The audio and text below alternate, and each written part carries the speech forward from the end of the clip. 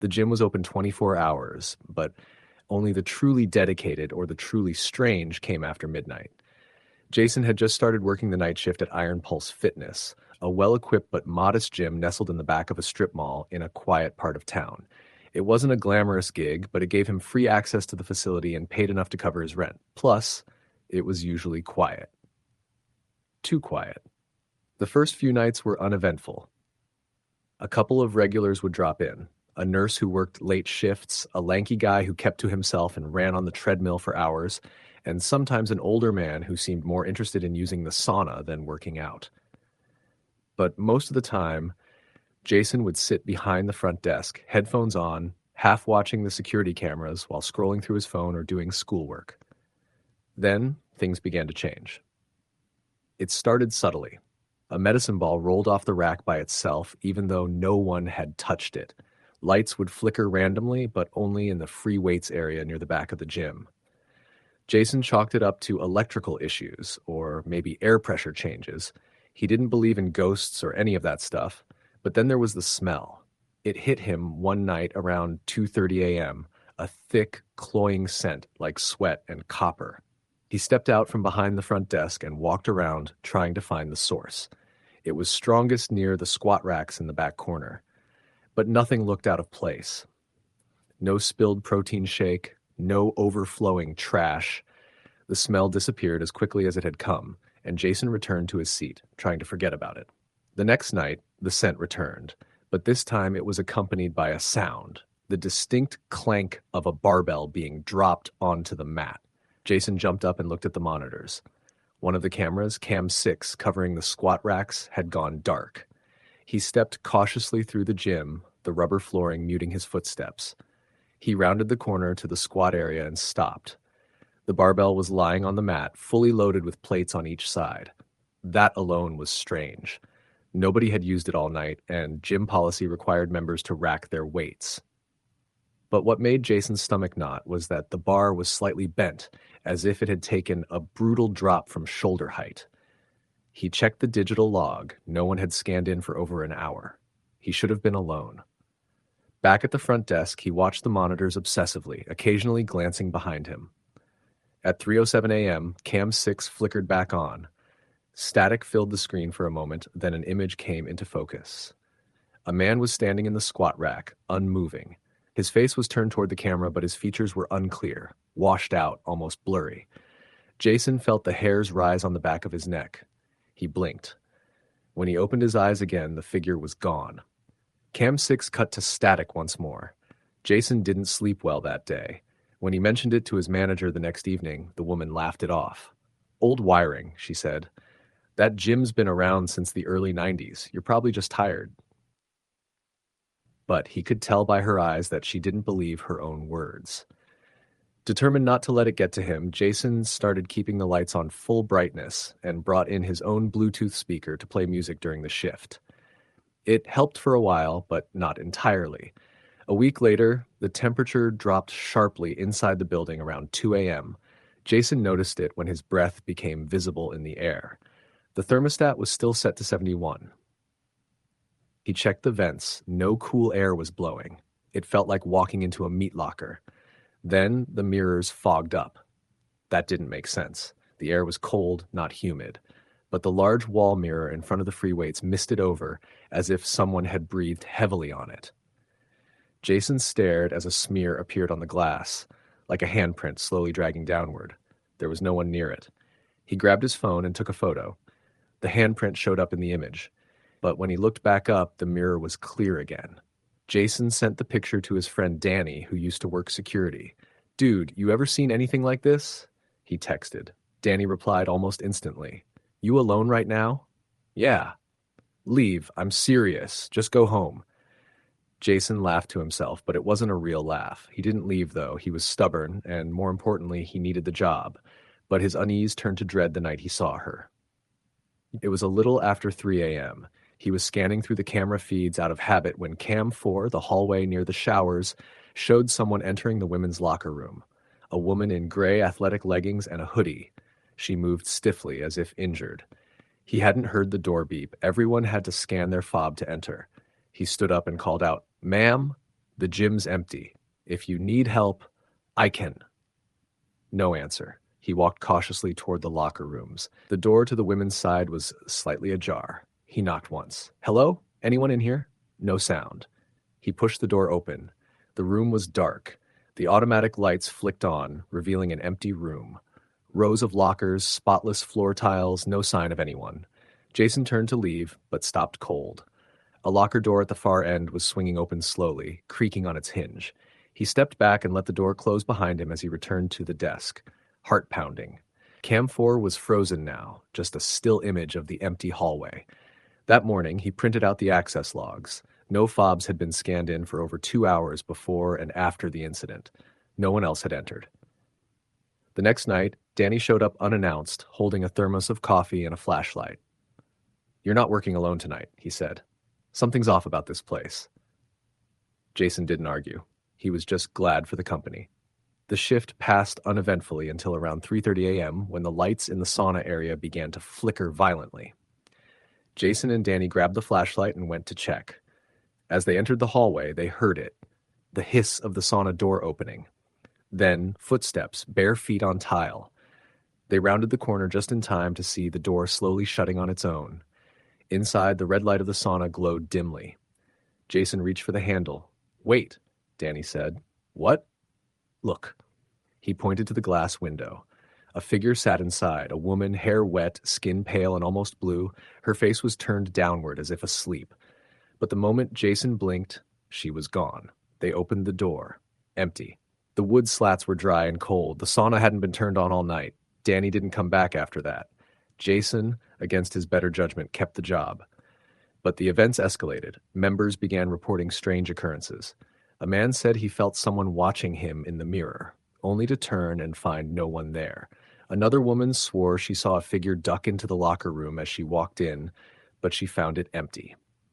Equipment would move slightly on its own as if nudged by an unseen hand. The reports were always vague, always dismissed. Jason began to research the property. The gym had changed ownership multiple times. Before Iron Pulse, it had been a different fitness center. Before that, a martial arts dojo. And before that, in the late 80s, it had been a warehouse. That's when he found it. A news article dated 1989. A young woman named Marlene Shaw had gone missing. She was last seen entering the warehouse where her boyfriend worked. She never left. Her body was never found, but police suspected foul play. The boyfriend disappeared a week later. Jason stared at the grainy black and white photo of Marlene. The article described her as 5'6", athletic build, often wore gray workout clothes. The pieces clicked into place. He didn't tell his boss. He didn't tell anyone. But he started lighting a candle behind the desk every night. He whispered, "I see you," whenever he passed the squat rack. He left a bottle of water on the sauna bench before each shift started. For a while it worked. The sighting stopped. The air remained warm. No more mirror smears or unexplained noises. But the truce didn't last. On his final night, Jason was alone again. The speakers went dead just after 3 a.m. Cam 6 turned to static. He heard the clink of a barbell drop. He rose from his seat and walked slowly toward the back. The smell hit him halfway there, strong, metallic, suffocating. He reached the squat rack. The weights were loaded, the barbell resting high. The mirror in front was fogged, and in it, reflected but not seen directly, stood Marlene. Face pale, eyes hollow, hair dripping wet. She raised one hand and pointed at Jason. The barbell fell, crashing with a sound like thunder. Jason screamed and ran. He never returned. A new employee took over the shift a week later. A cheerful college student, unaware of what had happened to Jason. HR had told her he quit suddenly. The new employee sometimes smells something strange near the back. She blames the cleaning crew. Occasionally, she thinks she sees someone in the mirrors. But she's not afraid. Not yet. Story the end. The fitness center had been a part of my life for nearly 3 years. It was a local gym, nothing fancy, just an old brick building repurposed from a warehouse. The walls were covered in peeling paint, the rubber flooring sometimes gave out with a hollow creak, and the fluorescent lights buzzed incessantly. The place was open 24/7, and I worked as a night janitor, starting around 11 p.m. until early morning. It was a decent gig. The pay wasn't great, but it gave me time to think, and the solitude suited me after the chaos of my daily life. At first, the gym was just a place for me to clean, a place filled with clanking weights, the faint scent of sweat, and the hum of machines. But gradually I began to notice things that didn't quite add up. Strange noises, cold spots, and an atmosphere so heavy it pressed against my chest. It started with small things. The dumbbells would occasionally clatter to the floor when no one was around.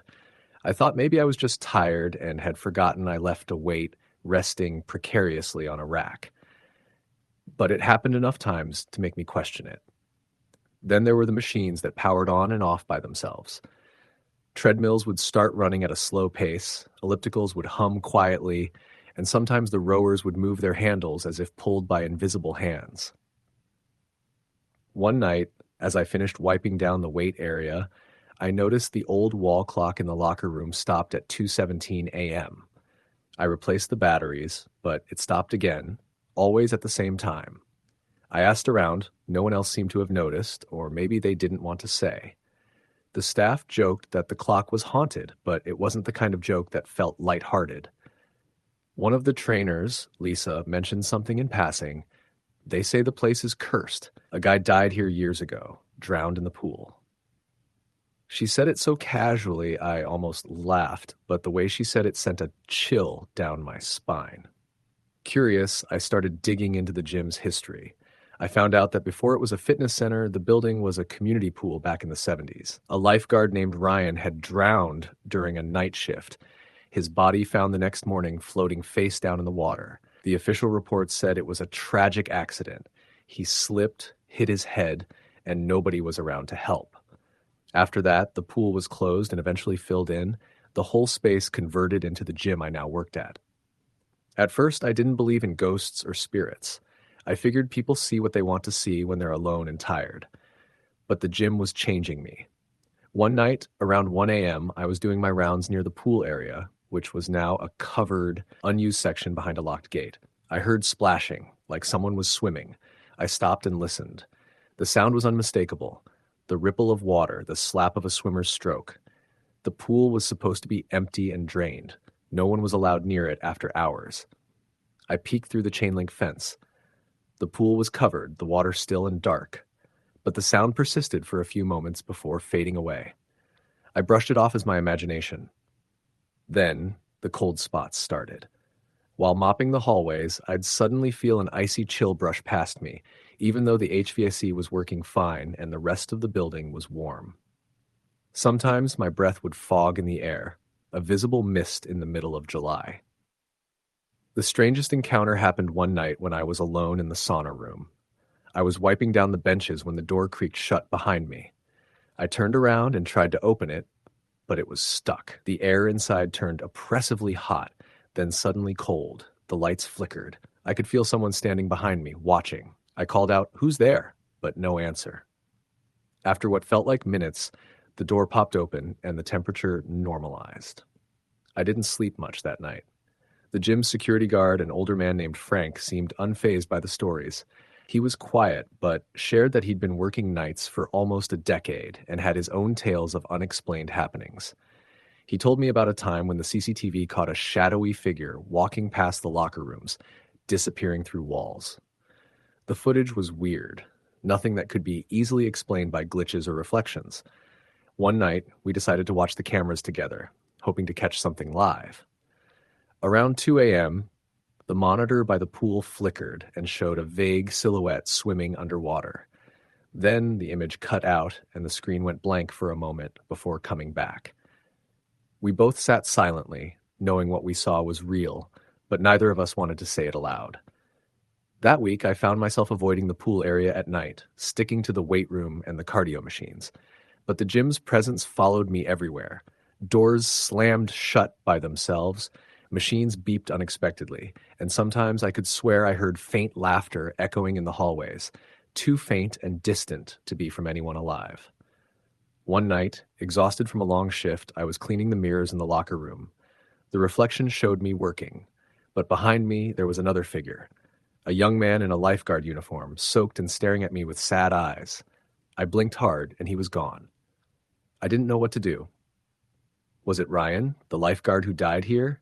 Was he trapped, unable to move on? The feeling grew stronger as days went by. The gym wasn't just haunted. It felt like the building itself was alive with his presence. I started talking aloud, hoping to communicate. Ryan, if you're here, tell me what you want. For a while, there was nothing. Then one night, while wiping the cardio machines, the treadmills powered on all at once, their belts spinning fast. I jumped back, heart pounding, and the lights flickered violently. I shouted, "What do you want? How can I help?" Suddenly, the machines stopped, and the gym fell silent again. After that night, the activity lessened. The splashes at the pool faded, the cold spots disappeared, and the lights stopped flickering. Before I left the gym for good, I went to the pool area one last time. Standing at the edge, I whispered, "Rest now, Ryan." The air was still, and for the first time, the gym felt peaceful. Years later, whenever I hear about that gym, I remember those nights, those long hours cleaning under the hum of flickering lights, feeling like someone unseen was walking beside me, watching, waiting. Sometimes I wonder if Ryan finally found his way home. Story the end. It was nearing 11 p.m. when Jenna finally closed her laptop and pushed away from the front desk of Iron Pulse Fitness. The gym technically closed at midnight, but by that hour, the place was usually a ghost town. Pun not intended. As the assistant manager, Jenna had agreed to cover late shifts that week while the night attendant recovered from surgery. She didn't mind. It was quiet, and she liked the solitude. Iron Pulse sat on the edge of the industrial district of the city, a little too far from the bustle of downtown to see much foot traffic late at night. By day, it buzzed with regulars lifting weights, blaring playlists, and trainers shouting encouragement. But after 9 p.m., it emptied out quickly. By 10:30, the clang of weights and hum of treadmills had faded. Only one guy remained, a powerlifter named Mark, who kept to himself and wore big headphones that blocked out everything. He left without saying goodbye, as usual, and Jenna locked the front door behind him. The silence was absolute. She made her final rounds, checking the locker rooms, turning off lights in unused sections, and ended in the basement cardio room, which was still lit up. That part of the gym had always made her uneasy. Maybe it was the outdated equipment, or the odd way the ceiling seemed too low, or how the walls, painted a pale industrial blue, always looked like they were sweating. She descended the stairs slowly, her footsteps echoing hollowly. The basement had a different smell. Not like the usual sweat and rubber, more metallic, like blood and cold metal. She shook the thought off. There were 5 treadmills down there, aligned in a row facing a mirrored wall. One of them, far left, was moving. The belt whirred softly, empty at a slow walking pace. Jenna froze halfway down the stairs. No one should be down there. She hadn't seen anyone come in for over an hour, and she was certain Mark had gone straight out the front. She descended the rest of the way slowly and walked to the control panel of the treadmill. It was one of the older models that didn't auto-start or glitch. Someone had turned it on. She hit the stop button. The belt slowly came to a halt. The silence returned. She looked up at the mirror in front of the treadmills and caught something that made her stop cold. In the mirror, all 5 treadmills were occupied. Her breath caught in her throat. She spun around. The room was empty, but in the reflection, 5 figures ran in place, their bodies blurry, movements unnatural, like someone had taken footage and looped it poorly. One of them turned to look at her, and its face, it had no eyes. Jenna stumbled backward, crashing into a stationary bike. She blinked, and the mirror was normal again. 5 empty treadmills. Nothing moving. She left the room quickly, climbed the stairs 2 at a time, and locked the basement door behind her. She told herself she was just tired. It was late. Maybe she was stressed. She didn't believe in ghosts, but she didn't go back into the basement for the rest of her shift. The next day, she arrived early for her evening shift and asked her manager, Greg, if they'd ever had problems with the basement equipment malfunctioning. He shrugged. Nope. Those old things barely get used. I've been trying to convince corporate to replace them for months. She hesitated. Has anything weird ever happened down there? He raised an eyebrow. You hear something? She considered lying, then decided against it. I saw something in the mirror. 5 people running on the treadmills, but the room was empty. Greg's face darkened slightly, and he rubbed the back of his neck. Huh. That's all you've got? She asked. There's a story, he said finally, but it's just gym gossip. Happened before I took over. Supposedly, some guy had a heart attack on one of those treadmills years ago, one of the regulars. They say he died on the fifth one, the one on the end. Jenna's stomach twisted. That had been the one running last night. After that, some people claimed they saw stuff, heard footsteps. A couple clients even canceled their memberships because they got freaked out. Eventually, corporate moved most of the cardio stuff upstairs. Now it's just a few leftover machines down there. She nodded, suddenly cold. Want me to assign someone else the night shift? Greg offered. No, she said. It's fine. It wasn't fine. That night, she tried to keep busy, avoid the basement altogether. But around 10:45, the noise started. Soft footsteps, rhythmic, mechanical. She didn't want to go check, but a small part of her said she had to. Maybe someone had broken in. Maybe it was a malfunction. She grabbed the key, unlocked the basement door, and flipped on the light. Nothing. No footsteps. No movement. She descended the stairs cautiously. The treadmills sat silently, unmoving. The mirrored wall reflected only her anxious face. She turned to leave. All 5 treadmills powered on at once. Jenna screamed and ran up the stairs, slamming the door shut behind her. She locked it and backed away, heart racing. She didn't tell Greg. She knew what he'd say, that she was overtired or imagining things.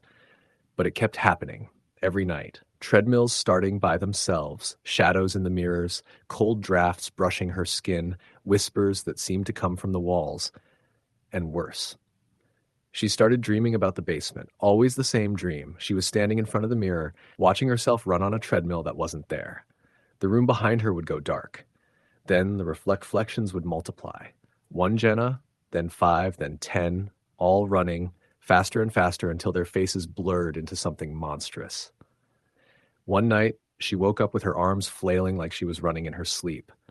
Her knuckles were scraped, her knees bruised.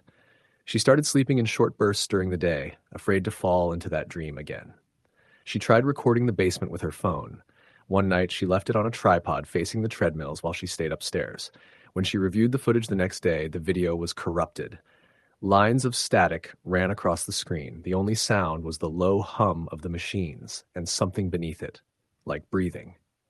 She played it back again and turned up the volume. There was a voice, whispering, "Keep running, keep running, keep running." She deleted the file and threw the phone in her drawer. On her last night covering the shift, something changed. Around midnight, the lights in the basement came on by themselves. She watched from the monitor at the front desk, frozen in place. Then the basement camera glitched, just for a second. But when it came back, there was a figure standing in the middle of the cardio room. Not on a treadmill. Not running. Just standing, facing the stairs. Jenna couldn't breathe. She grabbed her phone, called security. No answer. She called Greg. Straight to voicemail. The figure started to move. Slowly toward the stairs. The feed glitched again. Then the hallway camera lit up. Something was coming up the stairs. She ran to the door and yanked it open. Nothing. She backed away slowly. Then she heard the treadmill belt start again, right behind her, in the lobby. She turned.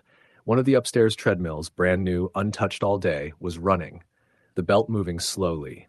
Something invisible was on it.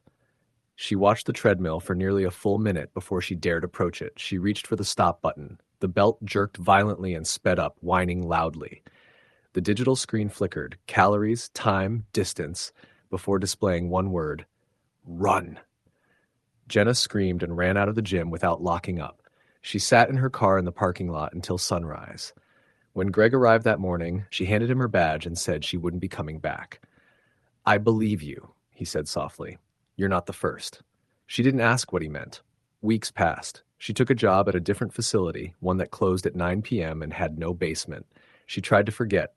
She told herself it was exhaustion, stress, isolation, hallucinations, maybe. Then one night, her phone buzzed. A message from an unknown number. No text, just a video attachment. She played it. The footage showed the Iron Pulse basement, 5 treadmills, empty. Then slowly, 5 figures appeared. Transparent at first, then more solid. Each took a position on a treadmill. They began to run. The camera panned, though no one was holding it, and zoomed in on the mirror. Jenna saw herself standing among them. Running, sweating, eyes wide. Trapped. The video cut out. She dropped the phone and stared at the screen. The timestamp read, tomorrow, 11:59 p.m. Story the end. I started working as a part-time janitor at a 24-hour fitness center when I was between jobs. It wasn't the worst gig. The place was quiet during the overnight shift, which I preferred. Just me, the hum of the treadmills, and the echo of the occasional late-night lifters' grunts. I wasn't new to cleaning jobs, but there was something off about this gym from the very beginning. The place was called Iron Pulse, a big brick building in a quiet industrial strip on the edge of town. The clientele during the day were the usual gym crowd, people in and out, headphones in, focused. But at night, the place changed, not in any visible way. The lighting stayed the same, the machines didn't move, but the air felt heavier, like walking into a room where something just happened but no one says what. It was during my second week when I first noticed something strange. It was around 2:45 a.m. I remember the time because I just cleaned the men's locker room and had gone out to mop near the squat racks. The gym was empty. Not a single person had come in since about 1 a.m., and the front door hadn't opened once. But as I passed the mirrors on the far wall, I saw movement in the reflection. I turned quickly. Nothing. But in the mirror, a man stood at the far end, near the rowing machines. He was facing away from me, wearing a black hoodie with the hood up, hands hanging limp by his sides. The odd thing was, in real life, there was no one there, only in the mirror. I froze. My mind tried to rationalize it, maybe a smudge or a trick of the light. I turned back to the mirror. The figure was gone. I didn't sleep when I got home that morning. The next night, I was nervous.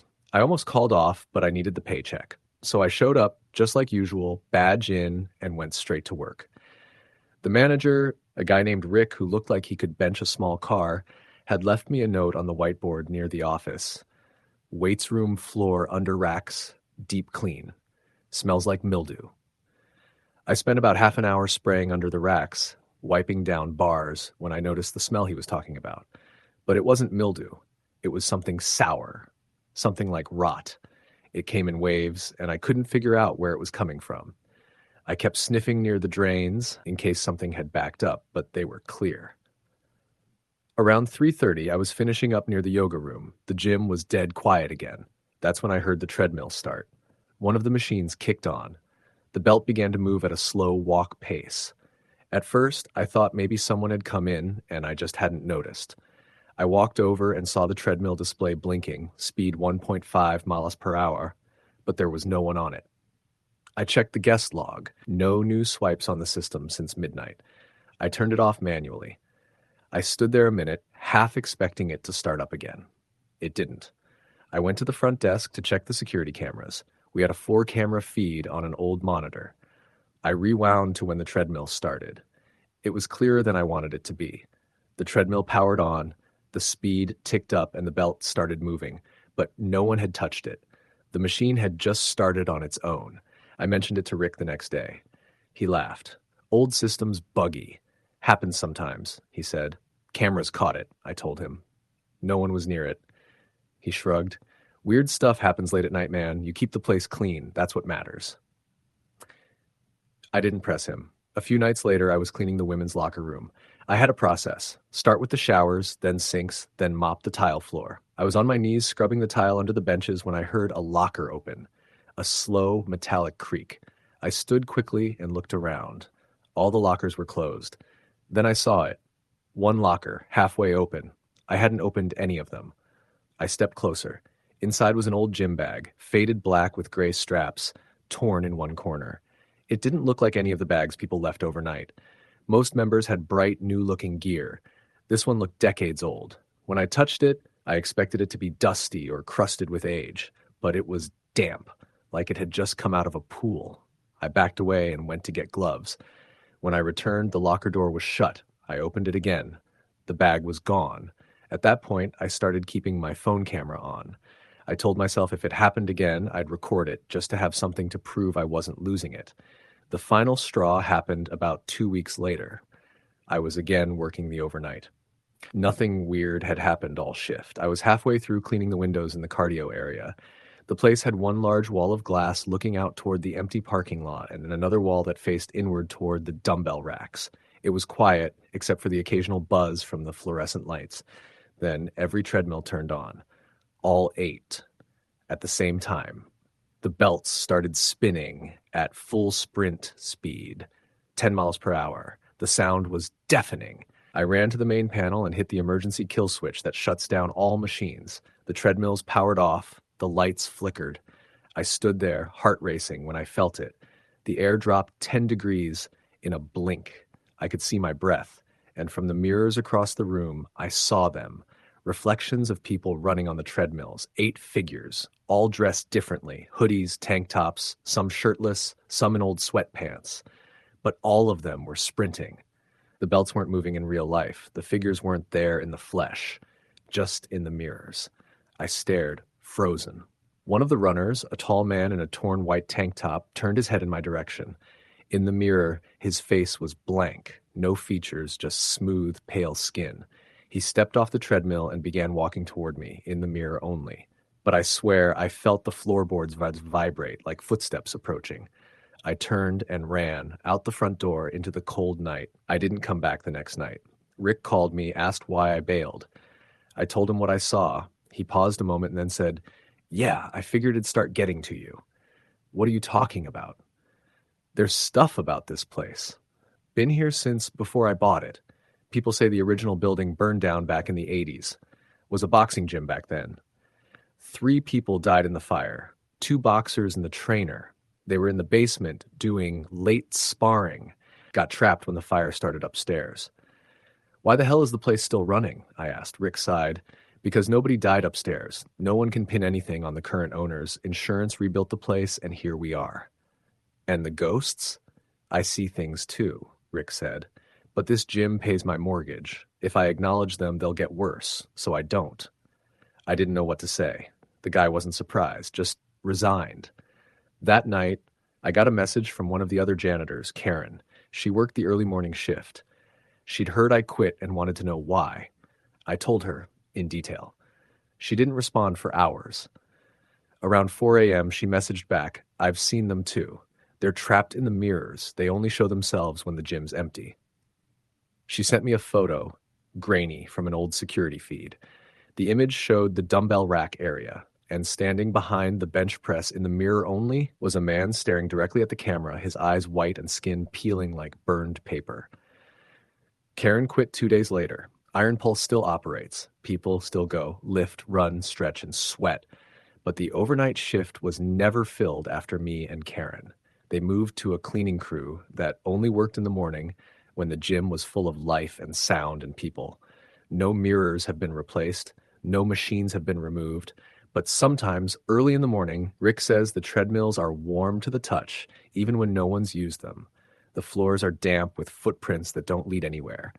And once, a member swore he saw someone stretching behind him in the mirror, but when he turned, no one was there. Rick just tells them, "You're probably tired. Don't work out too late." But those of us who've been there alone, in the quiet, we know the truth. Some people never finish their last workout.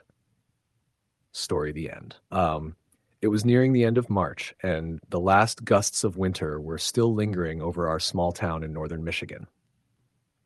I'd been working at the same fitness center for almost 3 years, a modest but popular gym tucked into the lower level of a medical complex. The building was old, brick-walled, and had once served as part of the county hospital before the newer wing was built next door. The fitness center occupied what used to be a rehabilitation floor. Patients with broken bones, joint replacements, and stroke recoveries had shuffled through its halls decades before. Now the space had been remodeled with treadmills, squat racks, mirrors, and weight machines, though traces of its former purpose peeked through in the odd slant of some door frames and the echo of heavy footsteps that carried too well through the corridors. I usually worked the closing shift, Monday through Friday, from 5 p.m. until 11 p.m. The gym never really closed, not officially. It had 24-hour access with a card scanner at the door, but staff locked the offices and manned the desk only during those main hours. I was used to being alone in that gym. Most nights by 10 p.m. there were maybe 1 or 2 late-night regulars finishing up in the weight room or wiping down equipment in the cardio section. They'd nod at me, quiet and routine, and by 10:45 I'd hear the soft click of the front door locking behind them. The first time I noticed something strange, it was subtle, so subtle. I almost convinced myself I was just tired. It was a Thursday. I'd done my rounds, emptied the trash bins, turned off the sauna, and checked that no one was lingering in the locker rooms. As I walked past the hallway leading to the studio where we held yoga and spin classes, I heard the distinct creak of one of the thick rubber mats being peeled from the floor, that slow, dragging noise. I stopped. The studio lights were off. I stood still, just listening. The hallway was lit by the emergency fluorescents, casting a sickly green glow. Then silence. I stepped closer, heels of my sneakers padding against the floor.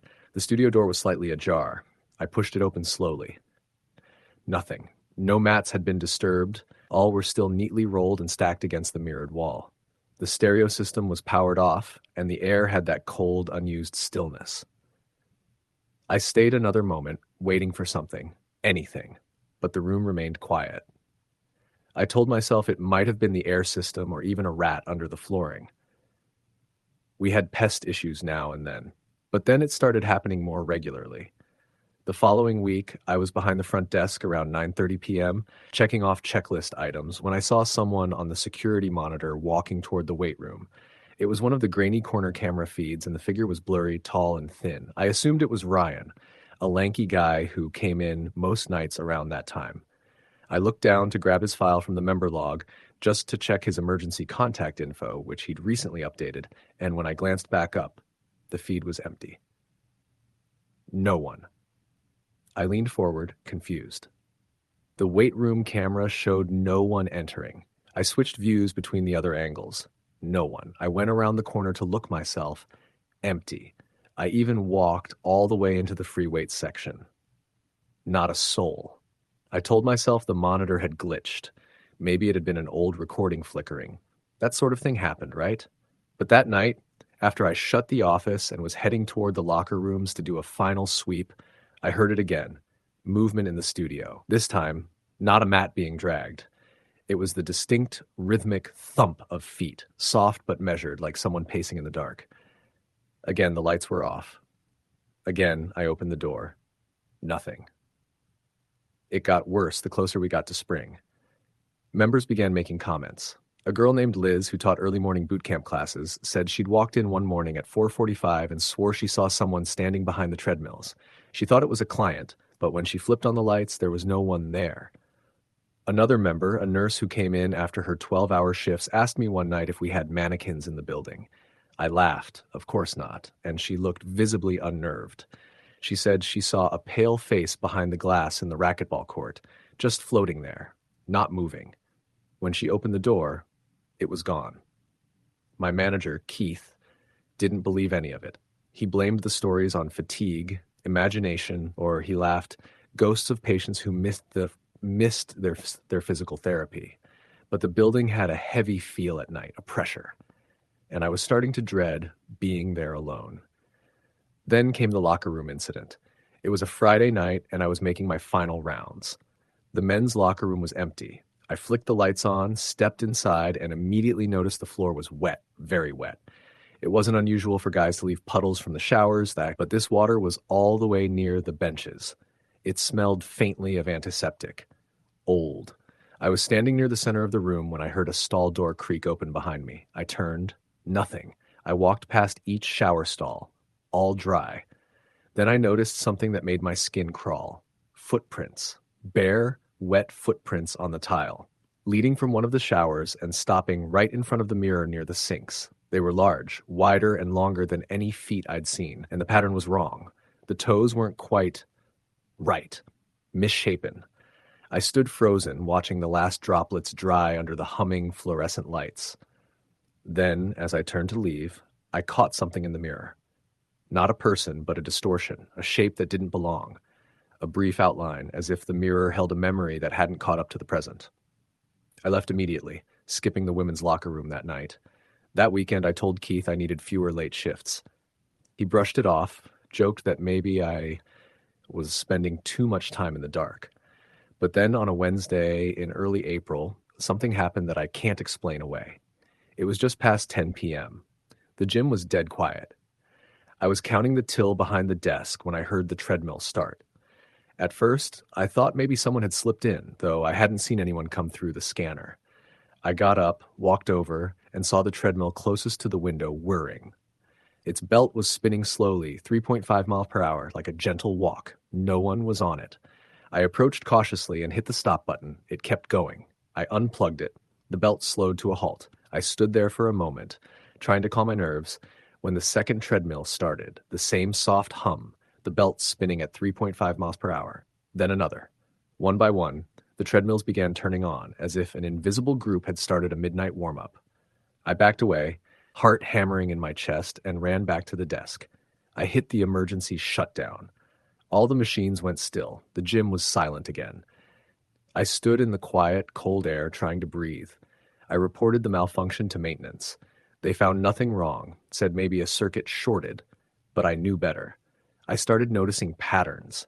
It was always around 9:50 p.m. when the activity picked up. The same hallway creaks, the footsteps in the studio, the faint smell of antiseptic, and the hum of electronics. I started staying by the desk, keeping all the lights on, music playing loudly. One night, I was organizing keys in the office when the door shut behind me. Hard. I turned, thinking it was the wind from the ventilation system. But then the lock clicked. I was locked in. No one else was in the building. I banged on the door, yelling, heart racing. After what felt like minutes, the knob turned freely. The door creaked open. No one was there. I went home early that night. I never told Keith. The last straw came 2 weeks later. A man I'd never seen before came into the gym at 9:43 p.m. Tall, pale, lean to the point of sickly. He wore all gray, and his eyes looked wrong. Sunken, almost yellowed. He didn't scan a key card, just walked in. "Excuse me," I said, coming around the desk. "Sir, do you have a membership?" He stared at me. No blink, no expression. Then he turned and walked straight toward the studio hallway. I followed him, but as I turned the corner, he was gone. The hallway was empty. I opened the studio door. Nothing. I searched every room. He wasn't there. I checked the cameras. They showed no one coming in. That night, I sat in my car for 20 minutes before I could drive home. I started keeping a crucifix in my glove compartment, even though I wasn't religious. The following Monday, a construction crew arrived unannounced. Keith told us the building owners were renovating the old sub-basement. Something about clearing out the remnants of the original hospital boiler room that ran underneath our gym. I asked a worker what they'd found. He looked uncomfortable. Said they discovered an old maintenance shaft and sealed off surgical storage. Said it smelled like rot.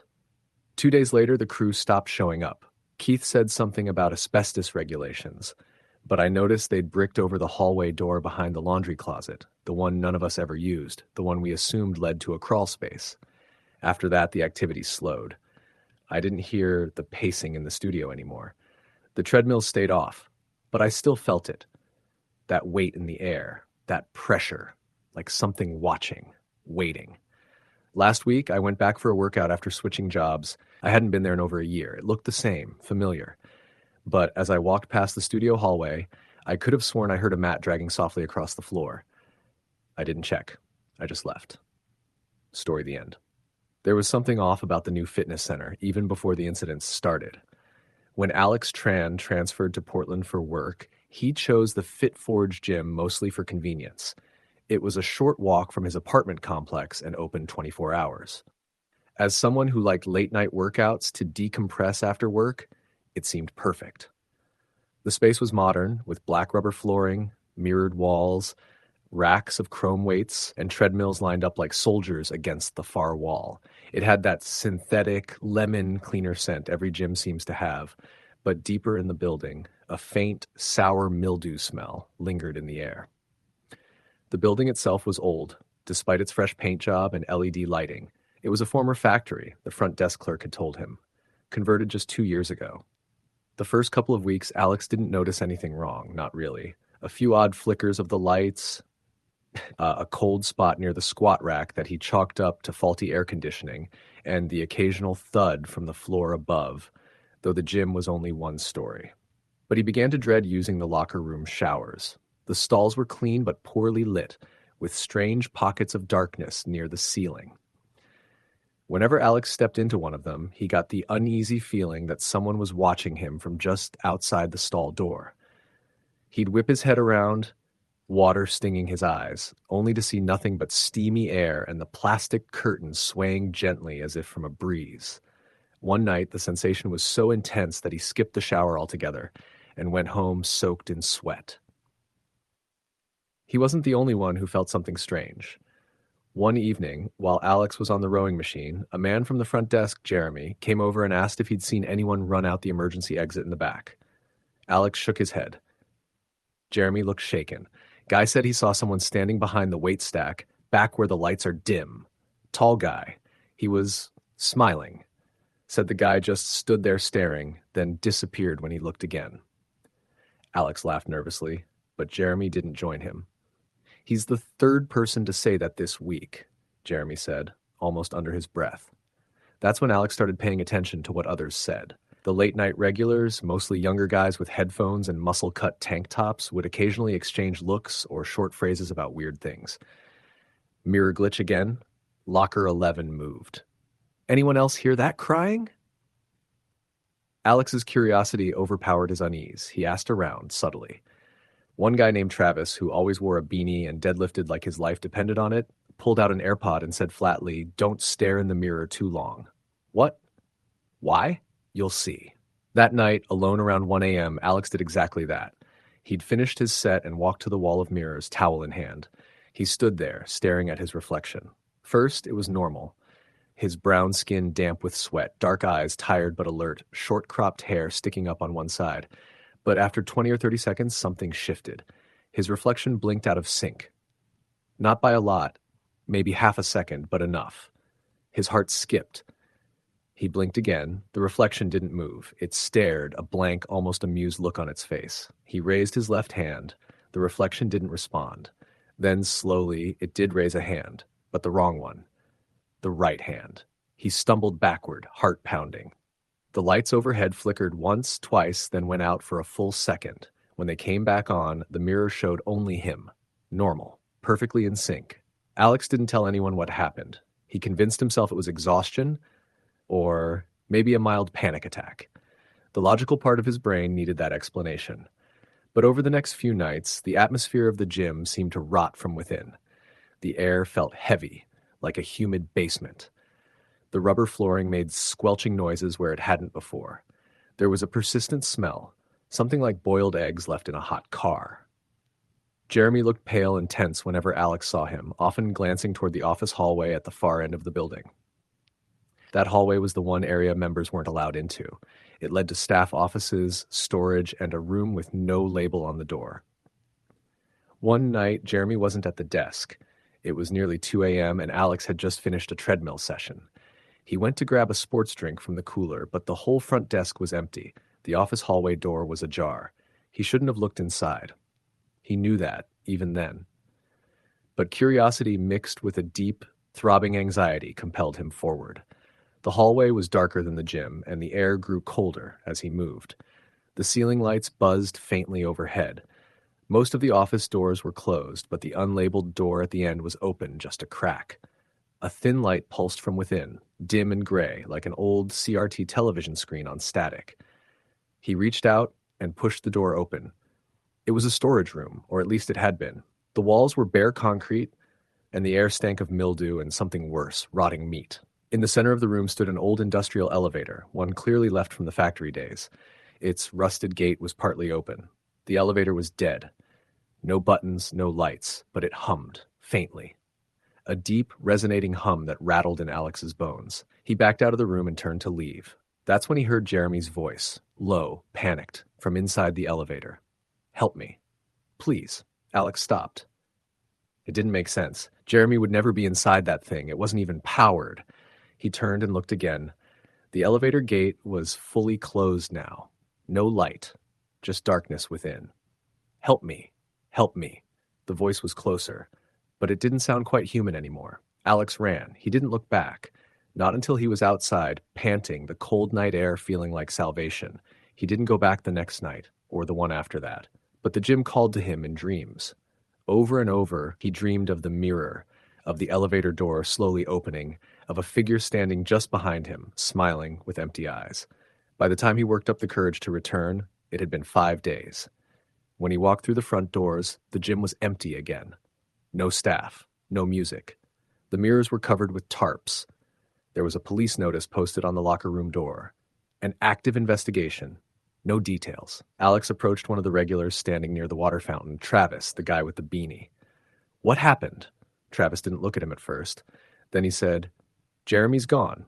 They think he left town, but we know better." He pointed toward the mirror wall, where the tarps flapped slightly despite the still air. "I saw him in there, in the glass, 2 nights ago." "Are you saying—" He waved, Travis interrupted, his voice cracking.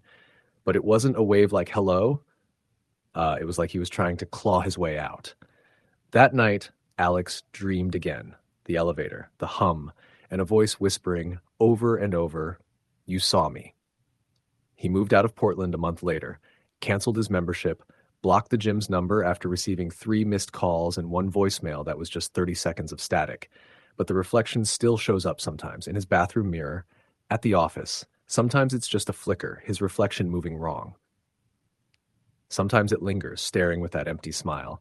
He hasn't used a gym since, and he never, ever stares too long at his own reflection. Story the end. It was just after Labor Day when Janelle started her new job as a night shift cleaner at an upscale fitness center in downtown Minneapolis. She had just moved from a smaller town in Iowa after a tough breakup, craving solitude and a fresh start. The job was exactly what she needed: quiet, undemanding, and removed from the chaos of people. The gym had 24-hour access, but from midnight until 4 a.m., it was practically deserted. Her job was simple: clean the locker rooms, wipe down the equipment, vacuum the mats, and make sure everything was spotless before the early morning rush. The building was sleek and modern, with glass walls and black tile floors that shimmered under fluorescent lighting. The front desk, juice bar, and most of the cardio machines were on the first floor.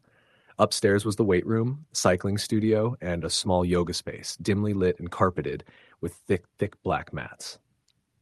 In the basement, accessible only by elevator or a narrow concrete staircase, were the locker rooms, a sauna, a lap pool, and a forgotten studio with older equipment. That's where she started noticing things. The first week was uneventful. The night air was getting cooler, and she liked walking to work bundled in her hoodie and earbuds, nodding to the night security guard who left right as she arrived. She'd put in her earbuds again and get to work, cleaning to podcasts, sometimes audiobooks. But during her second week, around 2:30 a.m. on a Wednesday, her playlist paused suddenly. She took out her phone. The app was still playing, volume turned up, but she couldn't hear anything. She checked her earbuds, both were dead. She muttered a curse and tucked them away. As she did, a distinct sound floated in through the heavy stillness of the building. Footsteps. She was in the basement studio, sweeping under the rowing machines. The sound came from above, right over her head, the weight room. Slow, deliberate steps, not the creaks of a building settling, but rhythmic movements. She didn't think much of it at first. Members technically could access the gym overnight, but she hadn't seen anyone come in. She checked the security feed on the mounted screen by the basement exit.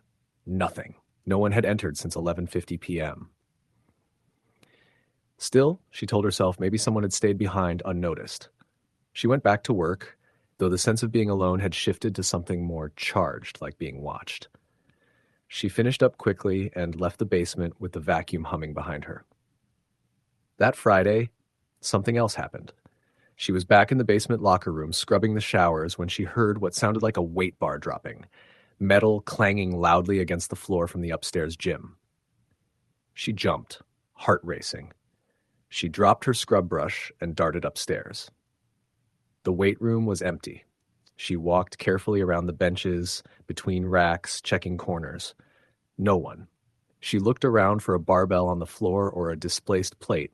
Nothing was out of place. It was like the sound had been played through speakers and shut off the moment she arrived. Still, she convinced herself it had been her imagination, or maybe an old sound loop from the security speakers. But the next day, she noticed something impossible. On the black yoga mats upstairs, laid out neatly, was a single white towel, folded, perfectly rectangular, with a smear of red along one edge. Blood? She hesitated, then touched it. It was damp. But by the time she brought it downstairs to the lost and found, it had dried. She mentioned it to Kevin, the morning staff manager, who shrugged it off and tossed the towel into a laundry bag. The next few nights were quieter. Nothing happened for nearly a week. Then, on a cold Tuesday night, everything changed. Janelle had just finished vacuuming the upstairs yoga studio and was making her way to the cardio area when she noticed the lights flickering behind her. She turned, thinking it was the motion sensor reacting late. But they flickered again, agitated, like a strobe. She froze. There, in the reflection of the large mirrored wall of the yoga room, she saw someone standing behind her. She whipped around. No one. Heart racing, she looked back at the mirror. Nothing now. She moved toward the hallway, breathing hard, and tried to laugh it off. Maybe a sleep-deprived hallucination. But her nerves were shot. At around 3:15 a.m., she descended into the basement to do her last task, mop the poolside. The pool was long and narrow, dimly lit with underwater lights that shimmered against the ceiling. She hated the pool at night. It always felt too quiet, too still. The reflections on the water moved even when she didn't. She was halfway done with the far side when she heard the sound of a splash. A body hitting the water. She spun around. The surface of the pool rippled outward from the center like someone had just jumped in. She ran along the edge, expecting to see a swimmer emerging, but the water was empty. She stood paralyzed, watching the gentle waves lap against the tile.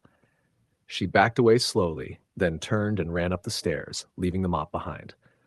The next night, she brought it up to Kevin. He laughed, genuinely laughed, and told her the place had weird acoustics, especially in the pool area. But when she mentioned the towel with blood, the flickering lights, and the sounds of weights dropping, Kevin hesitated. His grin faded just slightly. He told her not to worry, that the building was old and had quirks, but his eyes didn't match his words. He changed the subject and walked off to take a call. Janelle started researching. She found nothing on the fitness center itself. It was only 10 years old. But the land it stood on had once housed a community center in the 1970s, which had burned down in the early 1980s after a suspected arson. 4 people had died. Two were staff members. One was a child in a swimming lesson, and one was a man found in the weight room. His name was Darren Silva. He'd been a trainer in his early 30s and was last seen locking up the gym late that night. His body had been found under collapsed debris near the weight benches. The reports said he had likely tried to save someone, maybe the child, and was trapped in the process. Janelle felt a cold chill crawl down her spine reading the article. She looked again at the gym's design. The current layout mirrored the old one. Pool in the basement, weight room upstairs, same general structure. The next shift, she came in early, 10 p.m. She walked the entire gym in silence, no earbuds, no distractions. She stood in the weight room where she'd heard the footsteps and whispered, "Darren?" Nothing. She went about her routine. At 2:45 a.m., she was once again in the basement, back at the pool, hesitating at the edge of the tile. She made herself walk toward the end, gripping the mop like a weapon. Then, from across the pool, she heard breathing. It wasn't her own. It was slow, wet, labored, like someone trying to breathe through water.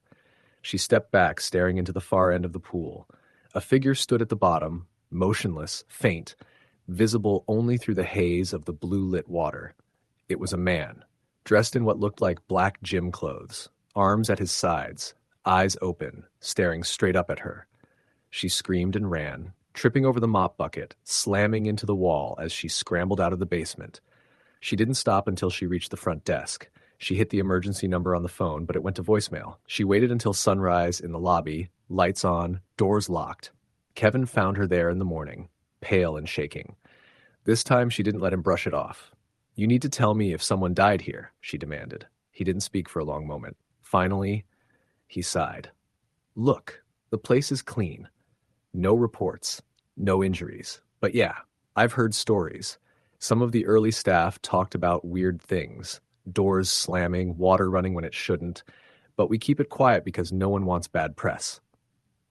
She told him what she saw. He looked at her, genuinely disturbed now.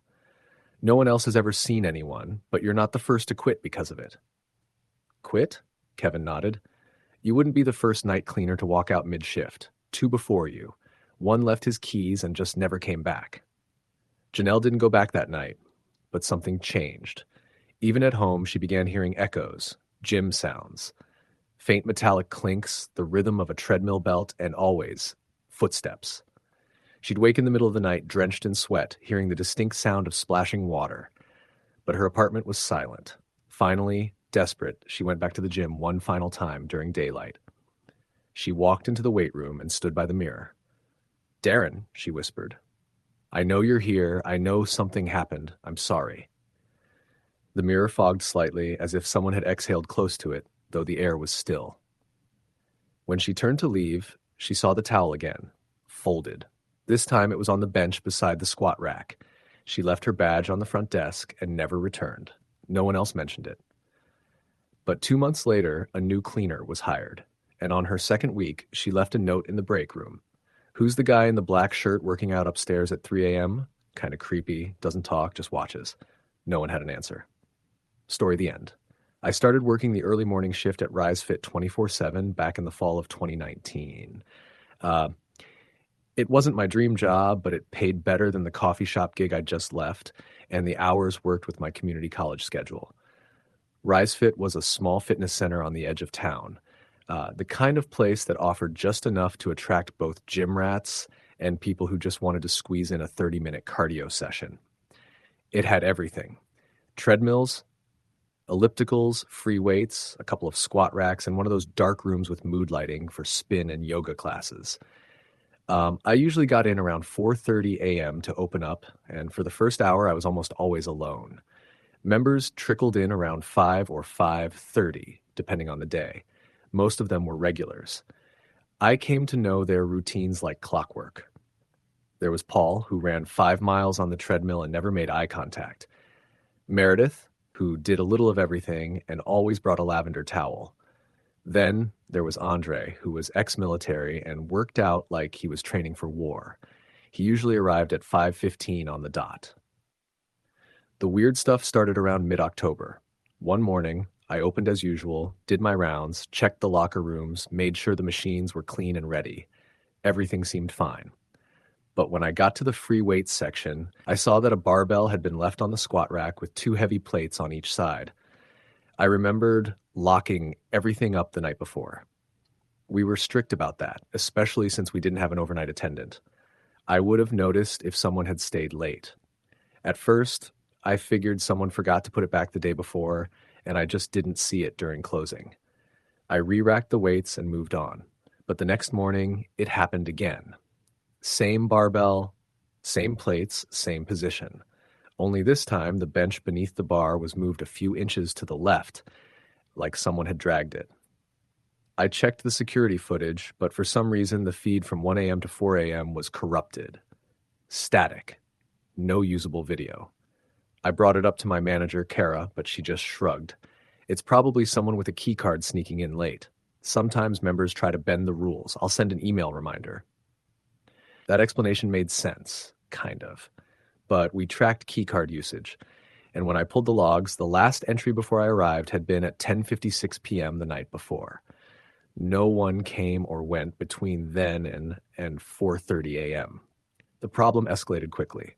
One morning the following week, I walked into the gym to find every single treadmill turned on and running. Not just idle. They were active, belts moving at full speed. The noise hit me as soon as I unlocked the door, like a swarm of insects buzzing in unison. I sprinted to the breaker and killed the power. When I turned the system back on, the machines were off again. Back to normal, like nothing had happened. The keycard logs once again showed nothing out of the ordinary. Then there was the mirror. We had a full-length wall mirror on the far side of the weight room. Members used it to check their form. I walked by it dozens of times every shift without giving it much thought. But that morning, after shutting down the treadmills, I caught a glimpse of something that made me stop cold. There was a man standing behind me in the reflection. Tall, wearing a gray hoodie with the hood pulled low over his face. I turned around. No one. My heart was pounding. I stared at the empty space behind me, then slowly turned back to the mirror. The man was still there. Only this time, he was closer. I backed away, too afraid to look again. I left the weight room and stood in the lobby until the first regulars showed up. I didn't tell them what I'd seen. Who would believe me? The next few days were quiet. I thought maybe I'd hallucinated it, that I'd just been overtired or stressed. But deep down, I knew something was wrong with the place. There was a heaviness to it now, especially in the early morning hours before the lights were all on. Shadows seemed to cling to corners. The temperature dropped noticeably near the mirror. Sometimes I swore I could hear the clink of weights being lifted when no one was there. Then came the day Andre saw it too. He was mid-squat when he froze, staring past his reflection in the mirror. "Yo," he said, voice tight. "Is someone else in here?" I followed his gaze. The mirror showed a figure standing by the leg press machine, gray hoodie, face shadowed. I turned quickly. The gym was empty. "I saw it too," I whispered. Andre racked the barbell and backed away, his face pale. "You need to get a priest or something in here," he muttered, grabbing his bag and leaving without stretching. That night, I stayed late, determined to get answers. I brought my own camera and set it up facing the weight room mirror. I hit record and left it running overnight. When I came back the next morning, the camera was still there, untouched. I reviewed the footage immediately. For the first few hours, nothing happened. Then around 3:17 a.m., the figure appeared. One moment the mirror reflected an empty gym. The next, there he was. Hoodie, face hidden. But he wasn't standing still. He was moving, walking slowly from one machine to the next. His motions were jerky, unnatural, like he was being fast-forwarded or played in reverse. Then he stopped in front of the mirror. He raised one hand and pressed it against the glass. The camera glitched. When the image returned, the mirror was cracked. A long diagonal fracture ran from the top left corner to the bottom right. I ran to the weight room. The mirror was intact. I examined it up close. No cracks, no marks. I checked the camera again. The crack was still there in the footage. I sent the video to Kara. She called me an hour later.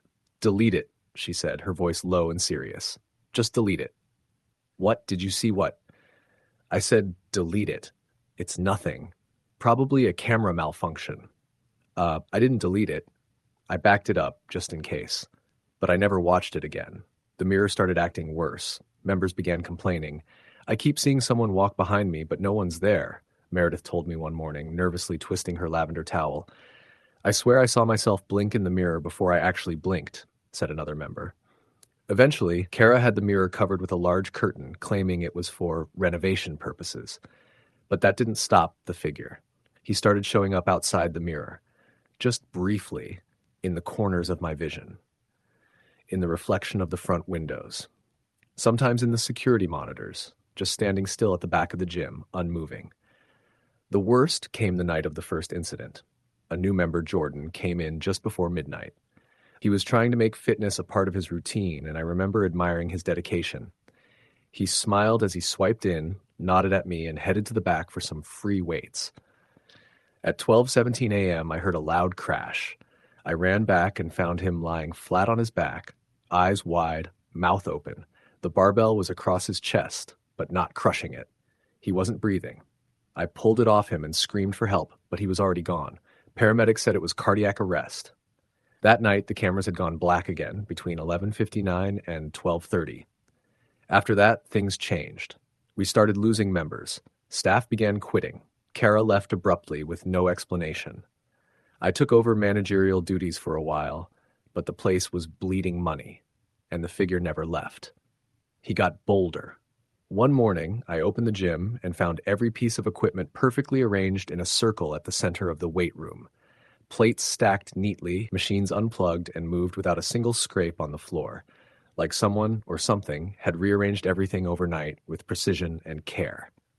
I knew then that whatever haunted RiseFit wasn't just a lingering spirit. It was aware, it was intelligent, and it wanted to be seen. The final straw came a few weeks later. It was early, dark outside. I was standing near the front desk when the lights flickered. Then all the treadmills turned on again. I walked toward them, phone in hand, ready to film it this time. The figure appeared in front of the farthest treadmill. But this time he didn't stay still. He looked up at me, slowly pulled back his hood, and I saw my own face staring back at me. Eyes empty, skin pale, lips cracked into a grin. The belt of the treadmill began to move beneath him. I backed away, shaking. When I looked again, he was gone. I quit the next day. RiseFit closed permanently in early 2020, just before the pandemic hit. They blamed finances, but I know the truth. The building still sits empty, its windows dark and shuttered. Sometimes when I drive past in the early hours before dawn, I think I see the glow of the treadmill screens flickering through the cracks. Waiting. Story the end. There was a new fitness center that opened just outside of town, tucked in a converted warehouse between a plumbing supply store and a vacant office building. They called it Iron Pulse. All black walls, exposed beams, and glowing red lights that made the whole place feel like a nightclub for weights. I joined in late September. I was coming out of a long stretch of sedentary months after a breakup, and working out gave me something to pour my head into. It was open 24 hours, and I liked the quiet of the late night slots. No one watching you struggle through bench reps or judging your treadmill form. The first time I went in, I was struck by how dark the place was. Not dim in a cozy way, more like unsettling. Some corners were just barely illuminated by the soft red glow of exit signs and accent lighting, but everything was polished and new, from the rubber mats to the high-tech machines with touchscreen displays. The staff were friendly enough. There was an older guy named Brad who worked overnights at the front desk. He was easy to talk to, though he tended to ramble about bodybuilding in the 80s. He said the building used to be a manufacturing plant and that the gym kept some of the original floors and structure. Adds character, he'd say, and maybe a ghost or two, with a grin. I laughed the first time, not so much the third. It was a little creepy, sure, but it had a vibe. It pushed you. I started going 5 nights a week, showing up around 11 p.m. and staying until after 1 a.m. Some nights I was the only one there. That's when things began to shift. The first strange thing happened about 3 weeks in. I was finishing a set of barbell squats, the metal clanging softly as I re-racked the weight. In the mirror ahead, I noticed someone walking past the row of power racks behind me. They weren't using a machine, just pacing slowly, head down. I turned to look, but the space was empty. The mirror showed someone, but there was no one actually there. I checked again, still nothing. I thought maybe it was a reflection from one of the TVs or a light pattern, but the image had been too clear, too distinct. A person in dark athletic wear, moving slowly, almost like limping. I shrugged it off. Sleep deprivation, stress, bad lighting. These things played tricks. But the next night, it happened again. I was on the rowing machine when I saw the figure again in the glass of the fire exit door. This time, I didn't turn my head right away. I just stared. It stood completely still, facing away from me, long arms hanging at its sides. Not lifting, not stretching, just standing. I slowly turned around. No one. I turned back to the reflection. Gone. That time I told Brad.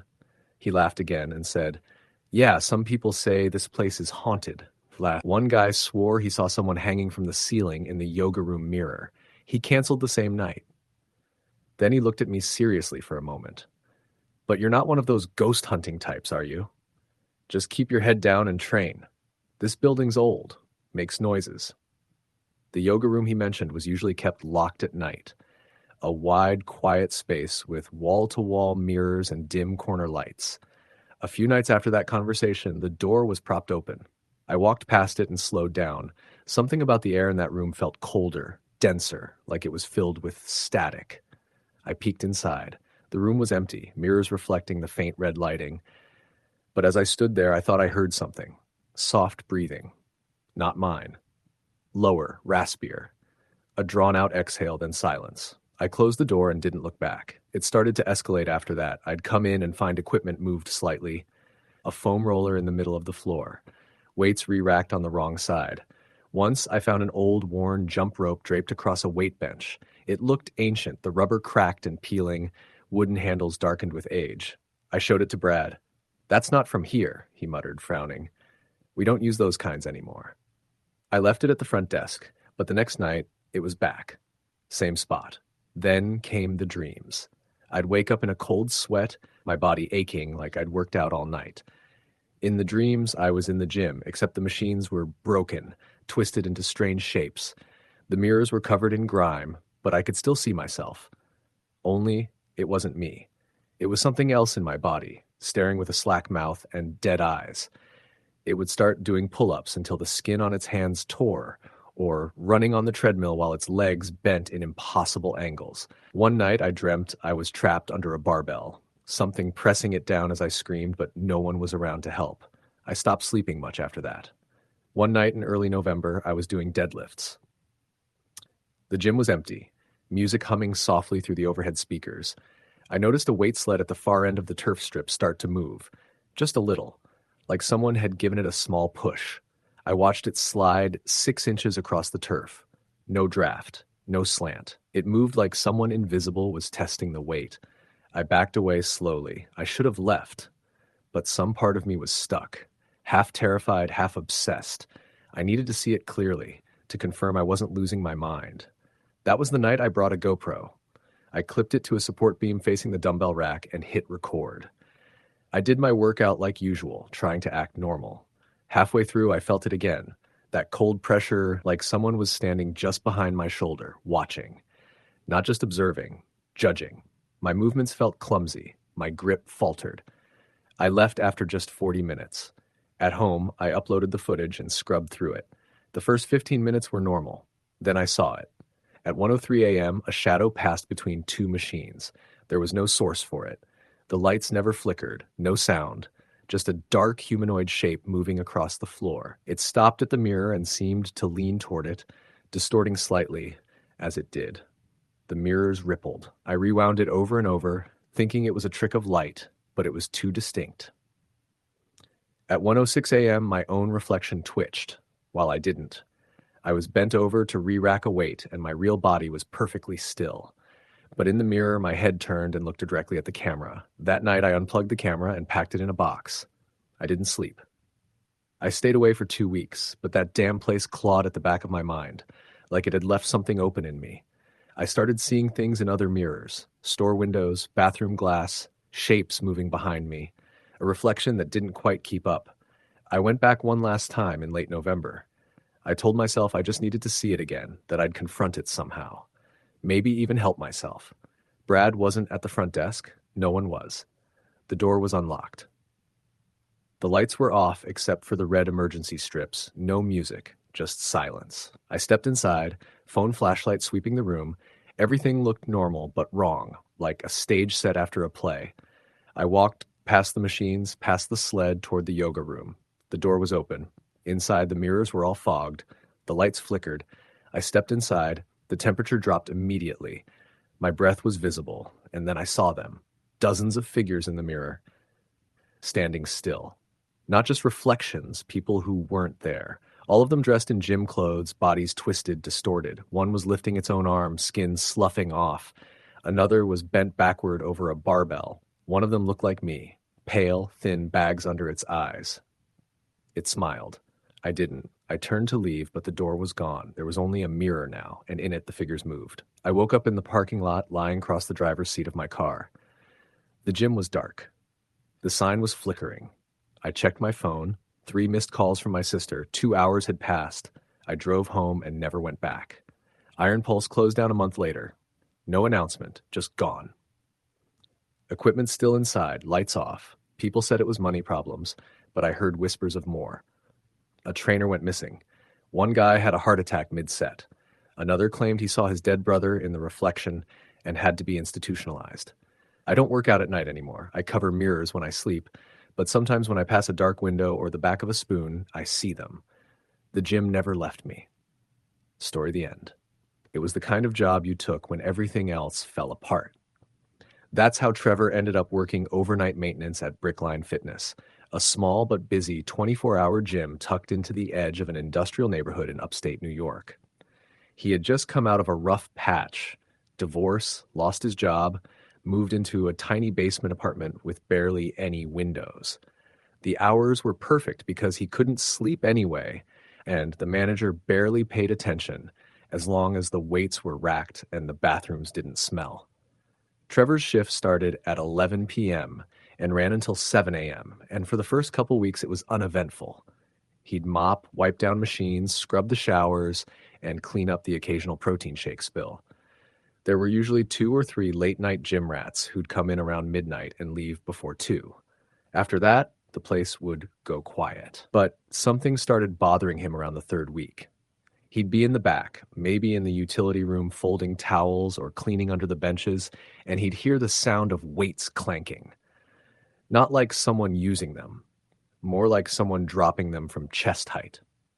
At first, he assumed it was one of the regulars, but when he'd peek around the corner or check the cameras, no one would be there.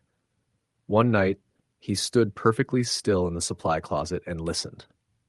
He heard it again, a metallic thud, like a barbell slamming against a squat rack. When he stepped out, everything was still. Silent. He checked the cameras. All the feeds were working except the one covering the free weights section. Just black screen. He reset the system. Nothing changed. The next night, the camera came back online, but there was static pulsing along the bottom of the frame. Every now and then, the picture would blur, just for a second, as if someone walked through the edge of the shot, but nothing was ever there. The first truly disturbing thing happened 2 nights later. It was just after 3 a.m. Trevor had finished scrubbing the men's locker room and was headed out when he saw footprints on the tile floor. Wet footprints. Barefoot. They led from the shower stalls into the hallway that led toward the stretching room, an area that didn't have any running water or even a sink. Trevor stopped and stared. He hadn't seen anyone come in. He checked the log. Each member had to scan a key card. No one had entered for over an hour. He followed the prints. They faded gradually as they neared the yoga mats, but not completely. At the center of the room, just beneath the overhead fan, the last print stopped. He turned and walked out, not cleaning them up until morning. He told Jen, the day manager, about it the next afternoon. She shrugged. "This place has quirks," she said. "Old pipes, weird ventilation. You get used to it." But she didn't look him in the eye when she said it. Trevor started talking to some of the members, not openly, just testing the waters. One of the guys who came in regularly at midnight, a lean guy named Manny, admitted something strange. "Every once in a while," he said, "when I'm lifting, I swear I see someone walking past the mirrors, behind me, but when I turn around, nobody's there. I thought I was just tired." Trevor nodded slowly. "Has anyone ever gotten hurt here?"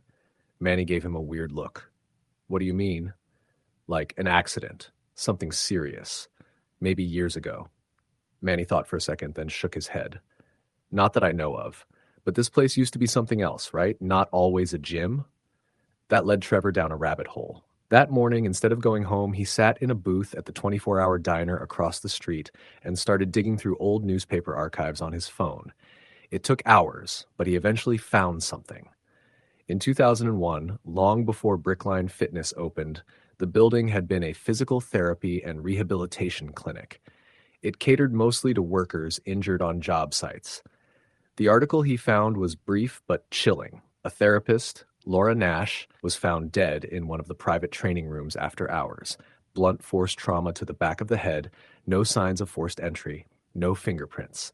Police ruled it a suspicious death, but there were no leads, no arrest. The clinic closed 2 months later. Trevor stared at the article. There was a picture of her, young, maybe late 20s, athletic, serious eyes. He didn't say anything to anyone. But that night, as he passed the yoga room around 3:10 a.m., the overhead fan clicked on by itself. He turned it off. It clicked back on. The next night, he arrived early. He brought a small digital recorder and left it in the stretching room from 2:45 until 4. When he listened back, most of it was ambient noise. But at 3:07 a.m., he heard something. A single word, whispered so softly it was barely audible. "Help." He rewound and played it back again and again. "Help." The next week, things escalated. False lights began to shut off by themselves. Mirrors would fog even though the AC was blasting, and more than once he'd walk into the free weights section and find every single dumbbell placed vertically on end, balanced upright. It was impossible. They were round. It defied gravity. The moment he stepped into the room, they'd clatter over. He'd begun sleeping during the day with a flashlight under his pillow and the recorder by his bedside. He was dreaming now, too. Vivid dreams. Always the same hallway, the same tile floors, a figure walking just ahead of him, barefoot, dripping wet. He'd call out, and she'd turn just enough for him to see her eyes, bloodshot, tired, but pleading. "Help!" Then he'd wake up. The next time the camera in the weights section flickered, he watched the live feed carefully. At exactly 3:11 a.m., a figure appeared on screen. Very faint, barely perceptible. A woman, walking slowly through the back area, moving between machines. She wasn't looking at the camera, just drifting like she was retracing steps. Trevor didn't move. He watched, mouth dry, as she walked to the squat rack, stopped, and disappeared. The lights in the actual gym dimmed for half a second. When he finally walked back there, heart pounding, there were 2 wet footprints on the mat. He told Jen he was quitting the next day. She didn't look surprised. "You're not the first," she said. He stared. "What?" She sighed and leaned on the desk. "Before you, we had 3 overnight guys in a single year. One stopped showing up after 6 days. Another lasted three weeks. The last one came in during the day and said he wouldn't set foot in here again after dark." Trevor felt cold. "And you never told me?" "You needed the job," she said, "and for a while it looked like you could handle it." That night was his last shift. He decided to stay and try to talk to her, Laura, if that was really her.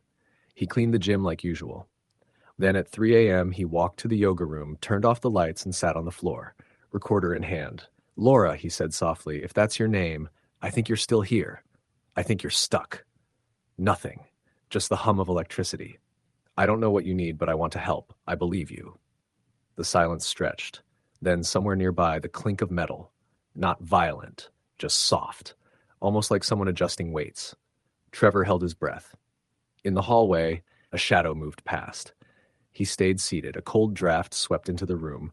The lights flickered, and when they came back on, she was standing at the far wall. Not reflected. Not imagined. A woman, barefoot, wearing what looked like an old therapy uniform, loose shirt, gray pants, hair wet, head slightly tilted. Her lips moved, but no sound came. Then she raised one arm slowly and pointed toward the ceiling.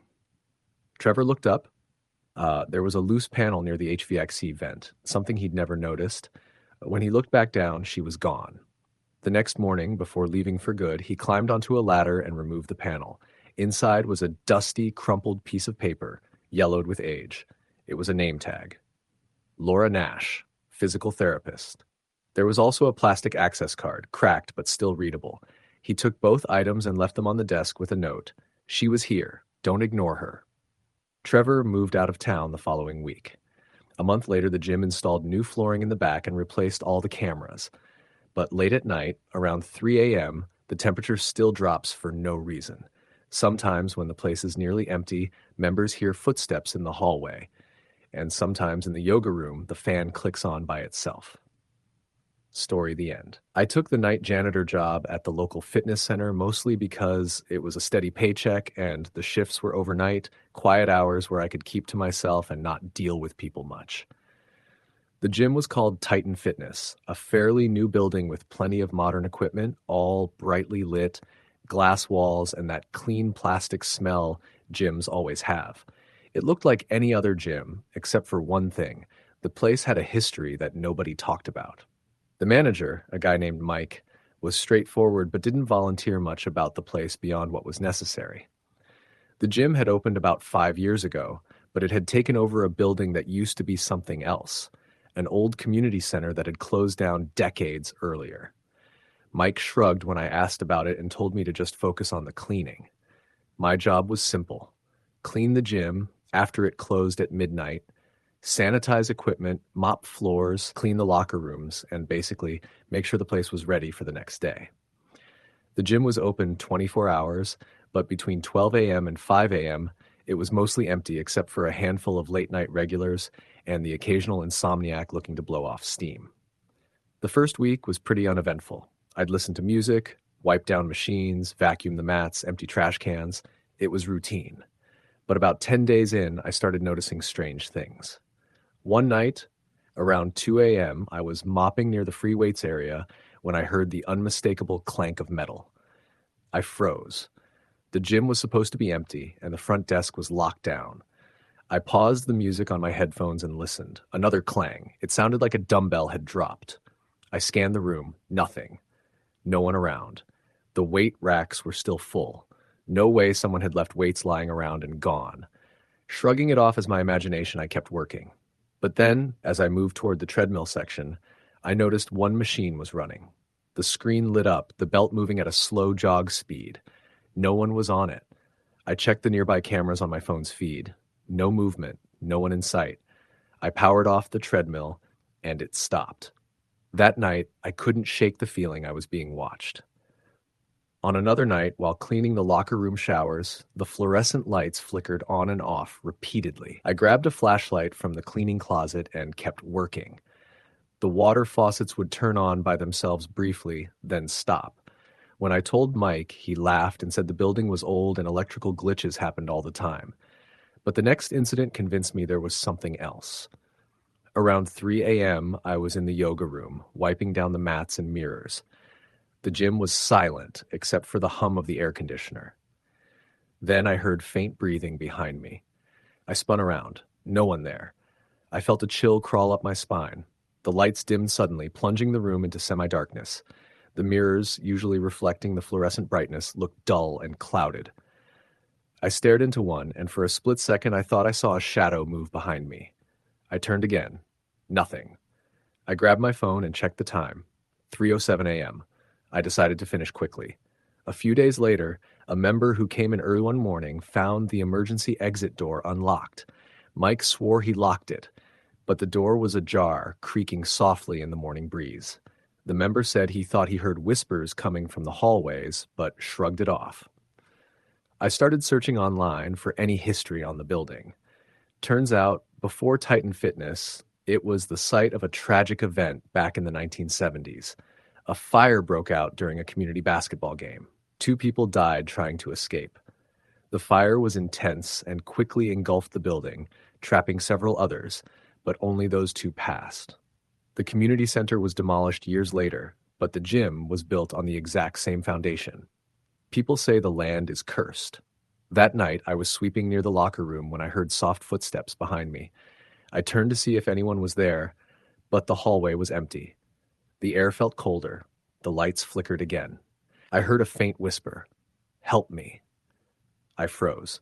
The voice was low, desperate. I spun around but saw no one. I bolted out of the locker room and headed toward the office, my heart pounding. I told Mike what I'd heard. He sighed and said, "There's been rumors for years. Some people say the spirits of those who died are still here. They don't want to leave." "You believe that?" I asked. Mike shook his head. "I don't know what to believe. But sometimes when I'm here late, I see shadows moving out of the corner of my eye." One night, determined to prove I wasn't crazy, I brought a voice recorder with me. I planned to capture any sounds or voices. Around 2:30 a.m., I sat in the staff lounge and recorded for 30 minutes. The place was silent except for the hum of the HVAC. When I got home and played it back, I heard something chilling. Soft footsteps, low, moaning, and then a voice whispering clearly, "Trapped, trapped." I showed the recording to Mike. His face went pale. "Maybe it's time we called someone," he said quietly. That was the last night I worked there. Mike closed the gym overnight shifts after that. Some nights, I still drive past Titan Fitness and see the lights flickering inside, machines turning on by themselves, shadows moving where no one should be. I know those 2 souls are still there, trapped, trying to finish their last game, waiting for someone to free them. Story, the end. The fitness center was never a place I imagined anything paranormal could happen. It was just a local gym, nothing fancy. Fluorescent lights buzzing overhead, rows of treadmills lined up by the windows, weight machines scattered across the floor, and that unmistakable smell of rubber mats mixed with the faint scent of sweat and cleaning products. I started going there on a recommendation from a coworker. It was cheap and open 24 hours, which suited my erratic work schedule. Mostly, I preferred the late nights when the gym was empty and I could push myself without distractions. I didn't think much about the building's history or any rumors surrounding it. It was just a gym, a place to get stronger. But things started to shift about 2 months after I joined. It was a cold November evening when I first noticed something odd. I'd come in later than usual, around 11 p.m., to squeeze in a workout before bed. The gym was nearly empty, just me, the front desk attendant, and a guy on a treadmill at the far end. The overhead lights flickered slightly as I warmed up on the elliptical. I chalked it up to the building's age. After about 20 minutes, as I moved over to the free weights, the atmosphere shifted. The air suddenly felt colder, almost chilly, even though the thermostat was steady. A faint metallic scent caught my attention. At first, I thought maybe someone was bleeding or there was a spill somewhere. I scanned the room but saw nothing out of the ordinary. Then I heard it, a soft, almost rhythmic tapping coming from the back stretching area, which was curtained off by a set of thin black drapes. The sound was subtle but persistent. I paused mid-rep, listening. The tapping continued for maybe 10 seconds, then stopped abruptly. The gym was silent again. I shrugged it off, thinking maybe someone dropped a dumbbell or it was just the building creaking. I finished my workout and left, but the sensation lingered. The next night, curiosity got the better of me, and I arrived even later, around midnight. The gym was practically empty, just the night staff at the front desk. I asked them if anyone had been in the stretching area recently, but they shook their heads. Around 12:30 a.m., as I was wrapping up on the rowing machine, the lights flickered again, this time more violently, and the sound returned. The tapping, now more distinct, echoing against the hard floor. It came from behind those same black curtains. Gathering my courage, I approached the curtains and peeked behind them. Nothing. Just the empty mats, neatly stacked yoga blocks, and a few exercise balls. I turned to leave, but froze. A shadow flickered at the edge of my vision. There, just for a moment, the outline of a woman standing silently, staring at me. I blinked. She was gone. My heart hammered as I tried to rationalize what I'd seen. A trick of the light? Fatigue? I left quickly that night. After that, strange things became harder to ignore. Machines would power on by themselves. The leg press would slowly push forward and back without anyone seated. Weights would clang to the floor in the free weight area with no visible cause. I heard whispering in empty hallways, sometimes close enough to catch a word or two. Help. Stay. Don't leave. One night, the treadmill screens lit up with static, then flickered images that looked like a dimly lit room. A voice, barely audible, whispered, "Please, don't go." I started talking to the staff, trying to get a sense if anyone else had noticed these things. A few of the night crew exchanged nervous glances when I mentioned it, but no one would say much. Finally, one of the attendants, a woman named Maria, confided that years ago a personal trainer named Jennifer had died suddenly in the gym during a late-night session. Jennifer was well-liked and dedicated, but no one found her for hours after she collapsed near the stretching mats. The story went that she was still trapped there, bound to the place she loved, unable to move on. I decided to learn everything I could about Jennifer. Looking up old news articles, I found her obituary. She was 28 when she passed, heart failure brought on by an undiagnosed condition. The gym was closed temporarily for investigation, then reopened, but rumors about her presence never really faded. I felt compelled to see if I could connect with whatever lingered. One night I stayed after closing, long after everyone left. I set my phone on record and sat near the stretching mats, speaking softly into the darkness. "Jennifer, if you're here, please show me you're okay.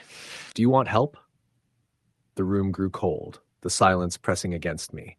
Suddenly, the sound of soft footsteps padded from the locker rooms. Then the leg press machine began to move, slowly, methodically. It creaked and groaned as if someone invisible was exercising. A faint figure appeared in front of me.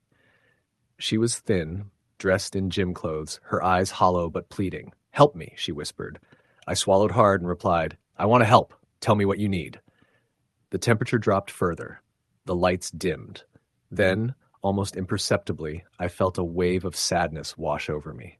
She was trapped in a moment of desperation. Over the next several weeks, I made it a point to visit regularly, speaking to Jennifer, leaving small tokens near the mats, a water bottle, a rolled towel, even a bouquet of lilies I'd bought from the corner store. The strange occurrences didn't stop immediately, but they grew less violent. One night, I arrived to find the flowers had been moved slightly, no longer lying flat, but standing upright against the wall. That was the moment I knew she was listening. Eventually, the air warmed again. The cold spots vanished. The gym returned to normal. Jennifer's presence faded like a shadow at dawn. Sometimes, when I'm the only one working out late at night, I swear I see a figure stretching quietly near the mats, a silent guardian watching over the place she loved. And though I never saw her face clearly again, I feel a calm knowing she finally found peace. Story the end. The fitness center had always been my sanctuary. After years of working desk jobs and carrying the weight of stress and inactivity, I finally found a place where I could sweat out the tension and feel some control over my body. It was a modest gym tucked into a strip mall near the edge of town. Nothing fancy, but well kept and friendly. I started going there regularly, around 5 days a week, mostly evenings after work. The staff knew me, the regulars nodded hello, and I liked the routine. What I didn't expect was that the gym itself would become a source of something much darker than muscle soreness or fatigue. It began with a few small things. I was there late one Thursday night, maybe 10:30 p.m. The gym had reduced its hours during the pandemic, so it officially closed at 11, but the lights stayed on a little longer to allow people to finish up. I was on the treadmill, headphones in, zoning out to music, when I felt an odd chill sweep over me. The AC wasn't on, and the heater had been turned off for the season. I shrugged it off and kept running, trying to ignore the creeping sensation. After a while, I noticed something on the security monitor mounted near the front desk. The feed showed the weight room. It flickered slightly, then the image distorted briefly as if the camera had been tampered with. That kind of thing wasn't unheard of in older systems, so I didn't think much of it at the time. A few nights later, I arrived for my workout as usual around 9 p.m. The gym was nearly empty, save for a middle-aged woman working on the elliptical and a guy lifting weights. I grabbed a bottle of water from the fridge by the entrance and headed toward the free weights section. As I passed the row of lockers near the back, I caught a glimpse of movement in the corner of my eye. I turned quickly, expecting to see someone, but the area was empty. No one else was around. Feeling a bit uneasy, I told myself I was imagining things and continued my workout. Over the next week, I started to notice more strange occurrences. Equipment would be out of place. Dumbbells shifted from their racks, yoga mats rolled out on the floor in the studio room, towels left draped over machines when no one else was in sight. Once, I heard faint murmuring voices coming from the locker rooms when they were supposed to be empty. Another time, as I left the building late, the door behind me slammed shut hard enough to make me jump, even though I was sure I had closed it gently. One night, around midnight, I was finishing my routine when the lights flickered and dimmed suddenly. I was alone then. The gym was quiet except for the hum of the ventilation system. As I gathered my things, I heard a soft thud from the cardio area. I turned toward the sound, heart rate spiking more from fright than exercise. There was nothing there. The treadmills were all off, except one, the one nearest the windows, was running at a slow pace, empty and yet moving. I switched it off and looked around, but the rest of the gym remained dark and still. I tried to convince myself it was a glitch or a prank by the cleaning crew, but there were no signs of anyone else inside. Curious and a bit unnerved, I mentioned the oddities to the front desk clerk, a woman named Jenna who had worked there for several years. She smiled politely but said she hadn't noticed anything unusual. Still, when I described the sounds and movements, she did get a bit quieter and told me that the gym was located in an old building that used to be a hospital wing decades ago. Apparently, before the gym moved in, that part of the building had been used for long-term patient care. Some of the rooms were converted into studios and offices, but the walls retained some of their original structure. Jenna said a few employees believed that the place was haunted by former patients or staff. She didn't personally believe in ghosts, but found the stories entertaining. I shrugged off the idea. Ghosts weren't real, after all. But that night, I stayed late to finish a workout. Around 11:15 p.m., when the gym was almost empty, I was in the weight room when I noticed a figure standing by the window, looking out into the parking lot. At first, I thought it was someone else, a late-night member or employee, but as I approached, the figure disappeared. There was no one there. I felt a cold rush of air, like the breath of something unseen, and my skin prickled. I told myself to leave immediately. I grabbed my things and hurried out the door, locking it behind me. Over the following weeks, the strange happenings escalated. Doors would open and close on their own, lights blinked erratically, and the temperature inside the gym fluctuated wildly, from freezing cold near the entrance to uncomfortably hot by the studios. Sometimes I heard footsteps following me, but when I turned, no one was there. Occasionally, disembodied voices whispered unintelligible words just beyond hearing. One particular night, I was alone cleaning up after a staff meeting. It was nearly midnight. I was mopping the floor near the studio room when I heard the unmistakable sound of a woman singing. It was soft and melancholy, coming from inside the studio. I froze, listening. The voice was clear, but the lyrics were in an old language I didn't recognize. I called out, but the singing stopped abruptly. I slowly pushed open the door. Inside, the studio was empty except for a single yoga mat lying in the center. The room smelled faintly of lavender and something else, like old medicine. I closed the door and left quickly. After that night, I started researching the history of the building. I found out that in the 1950s and 60s, the wing where the gym now operated had been a convalescent ward for tuberculosis patients. The hospital kept them isolated in long, narrow rooms with large windows designed to let in fresh air and sunlight. Many had died there, some in painful circumstances due to the disease and limited treatments available then. Several patients were reportedly buried in a small, unmarked cemetery behind the hospital grounds, now covered over by a parking lot and a playground. The more I learned, the more I felt like I was intruding on something that was better left alone. One night, during a particularly late shift, the gym was dead silent and empty. I was tidying the locker rooms when I felt a strong presence behind me. I turned and saw a shadowy figure in the mirror, a woman in a hospital gown with hollow eyes and a faint, sad smile. Her image flickered and vanished when I blinked. I stumbled back, heart pounding. I ran out and locked the doors. The next day, I told the manager everything. He brushed it off, said I was overworked, and suggested a vacation. But I knew what I'd seen. I started to avoid the gym after dark. Months passed, and the phenomena didn't stop. Sometimes clients told me about cold spots, strange noises, or feelings of being watched. The cleaning crew refused to work the late shift anymore. Staff whispered about quitting. Eventually, I decided to leave, unable to bear the oppressive atmosphere any longer. Years later, I heard the gym had changed ownership and was renovating. I wondered if the restless spirits were still there or if the new owners had managed to cleanse the place. Sometimes, when I drive by, I glance up at the windows and swear I see faint shadows moving behind the glass or hear soft singing carried on the wind. I guess some places keep their stories hidden beneath the surface, waiting for someone to listen. Story. The end. The fitness center had been part of my routine for years. The old neighborhood gym, nothing fancy, but close and convenient.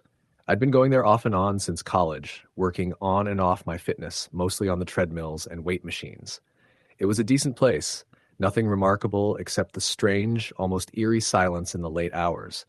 I never thought much of it until that winter when my work schedule changed and I started going in the early mornings, between 4 and 6 a.m., when the gym was practically empty.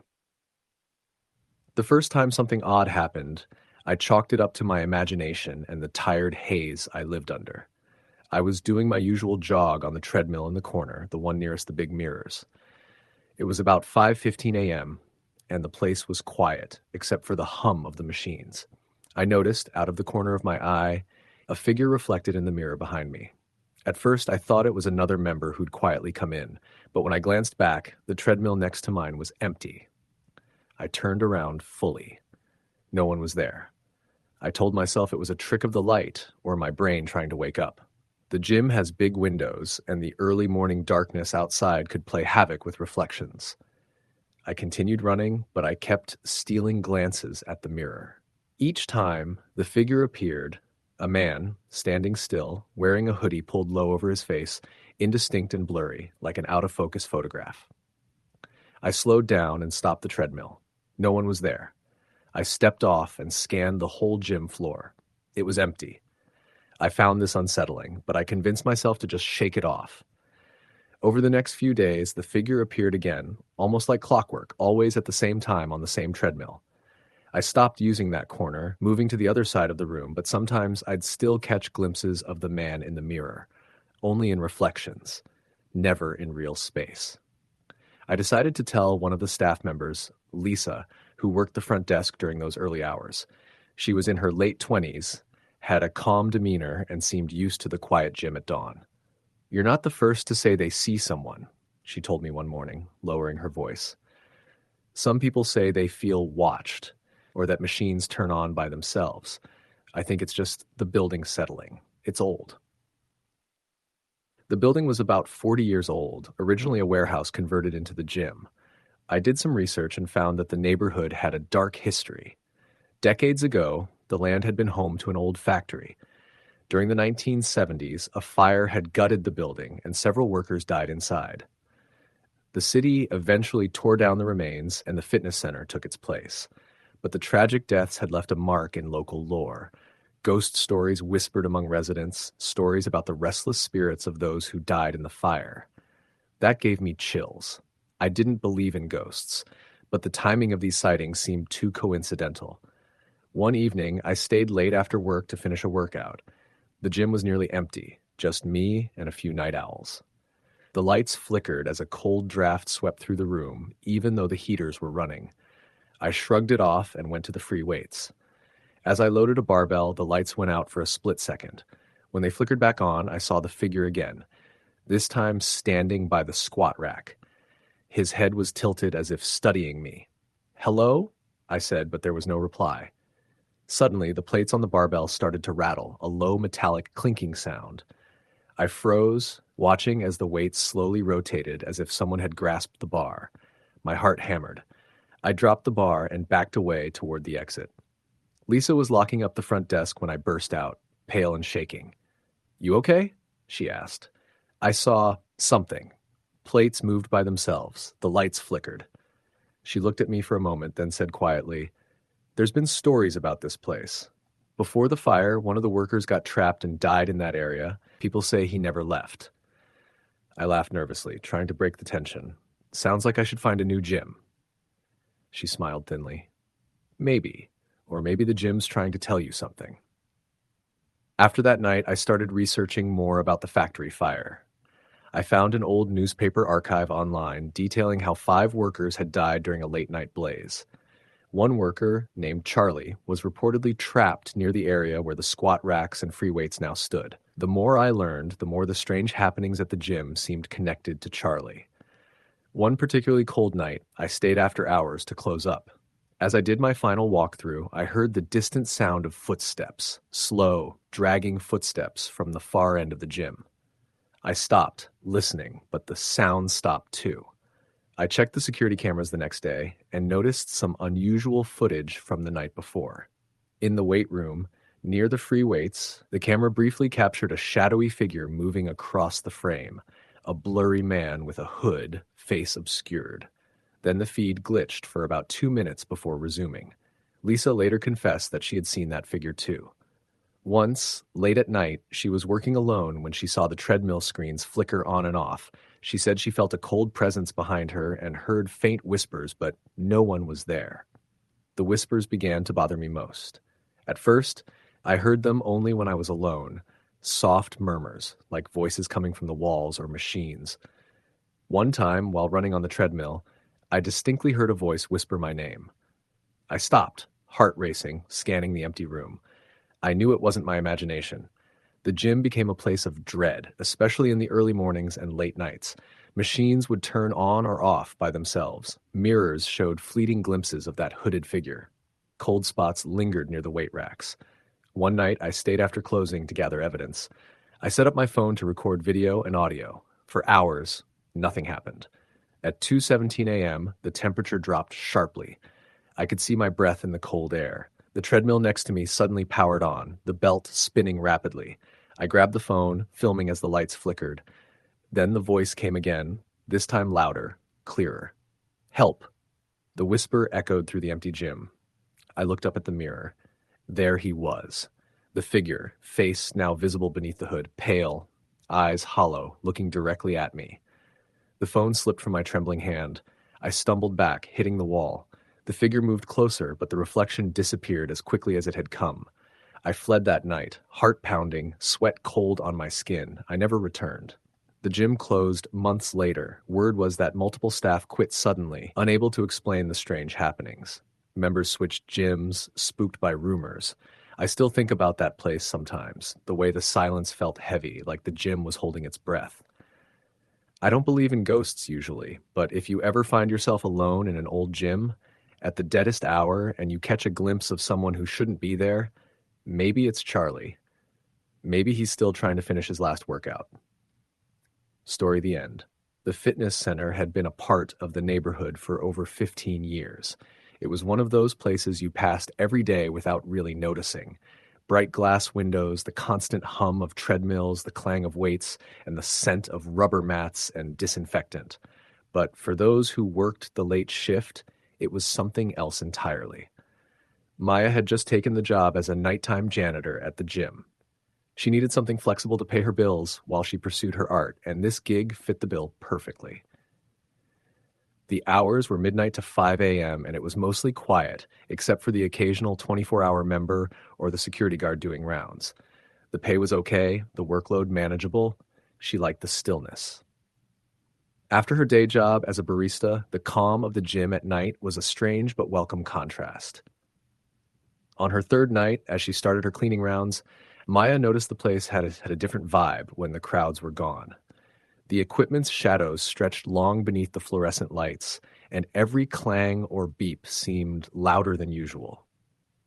The stairwell leading to the upper weight room was always cooler than the rest of the building, and sometimes it smelled faintly like old sweat and metal, even though the ventilation system ran nonstop. That night, Maya was cleaning the locker rooms when she heard something behind her, a faint, rhythmic thumping, like footsteps on a treadmill. She turned sharply. The room was empty. She shook her head, telling herself it was just her imagination. She went upstairs to the weight room next. The machines there looked untouched since the day's last user left hours ago. As she wiped down a bench press, she thought she caught movement in the corner of her eye, a flash of a shadow slipping between the machines. She spun around, but no one was there. The lights flickered momentarily. She laughed nervously, muttering, "Get it together, Maya." It was late. She was tired. But over the next few nights, the strange occurrences escalated. The TV monitors in the cardio area sometimes switched channels on their own, flashing static for a moment before settling on a silent, buff, grainy, black and white broadcast that no one else ever saw. The sound of weights dropping echoed down the hall when no one was around. The bathroom faucets turned on and off sporadically. One night, while mopping near the pool area in the basement, Maya heard a splash. The pool was empty. She'd checked it not 10 minutes earlier. The water rippled as if someone had jumped in, but there was no one. Goosebumps prickled her skin. That was when she started asking questions. The building manager, an older man named Paul, seemed dismissive at first. Old building, old pipes. Sounds echo funny. But Maya pressed him. Digging into the gym's history, she learned that before the fitness center was built, the site had been a community recreation hall for decades. Back in the late 70s, a tragic accident had occurred. An employee named James Turner drowned in the pool during a maintenance check when the ventilation system malfunctioned, and no one found him for hours. Rumors whispered that James's spirit never left. Some employees in years past had reported hearing splashes, seeing a figure near the pool, or finding weights shifted mysteriously. These were always dismissed as tall tales. Maya decided to confront what she was feeling. She started carrying a small voice recorder during her shifts, hoping to capture any unexplained sounds. Most nights, it picked up nothing but the hum of machines and her footsteps. Then one night, around 3 a.m., she heard it, the unmistakable sound of a barbell clanging to the floor. She froze, heart hammering, and pulled out the recorder. The gym was empty. She was alone. The next morning, Maya played back the recording. A low, mournful whisper came through the static. She sat in silence, chills running down her spine. Over the following weeks, the incidents grew more intense. Objects shifted from where she left them. Cold spots appeared in the sauna, and once she heard someone calling her name softly from the locker room. One night, she was cleaning the stairwell when the lights flickered violently. In the brief darkness, she felt a presence behind her, a breath on the back of her neck. She spun around, but only the echo of her own breath met her. She decided to stop working alone. She asked the security guard to stay with her during the final hour. The guard, a gruff man named Tom, agreed, but warned her not to mess with the supernatural. That night, as they cleaned the upper floor, the security cameras suddenly cut out. The emergency lights buzzed on, casting harsh shadows. The treadmill started up by itself, speeding to full blast. Tom scrambled to shut it down, but the buttons were unresponsive. A chill filled the air, and through the glass walls of the cycling studio, a figure appeared, translucent, male, wearing old-fashioned gym clothes. His face was indistinct but sad. Tom whispered, "James." The figure vanished as suddenly as it had appeared. The next day, Maya gave her notice. The gym never quite felt the same after she left. Staff spoke quietly about strange noises and flickering lights, especially around the pool and weight room.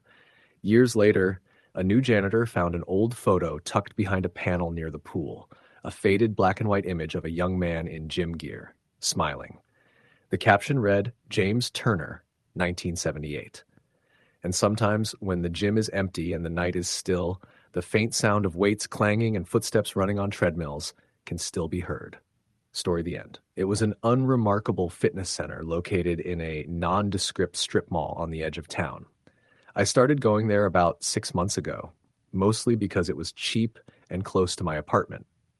The place wasn't fancy, just the usual treadmills, ellipticals, weight machines, and a couple of free weight racks crammed into a space that used to be a convenience store. It was open 24 hours, which was perfect for me because I like to work out late at night when no one was around. The staff were friendly enough, but kept to themselves. The manager, a quiet woman named Lisa, would greet regulars with a nod, but never lingered in conversation. The gym had a few regulars, mostly night owls like me. A guy who ran marathons, a woman who worked graveyard shifts at the hospital, and an older man who was always lifting heavy and wearing a baseball cap pulled low over his eyes. I remember the first odd thing happened around my third week there. I was on the elliptical, headphones on, running through my playlist, when the lights flickered momentarily. Nothing unusual for a cheap gym in an aging building, I thought.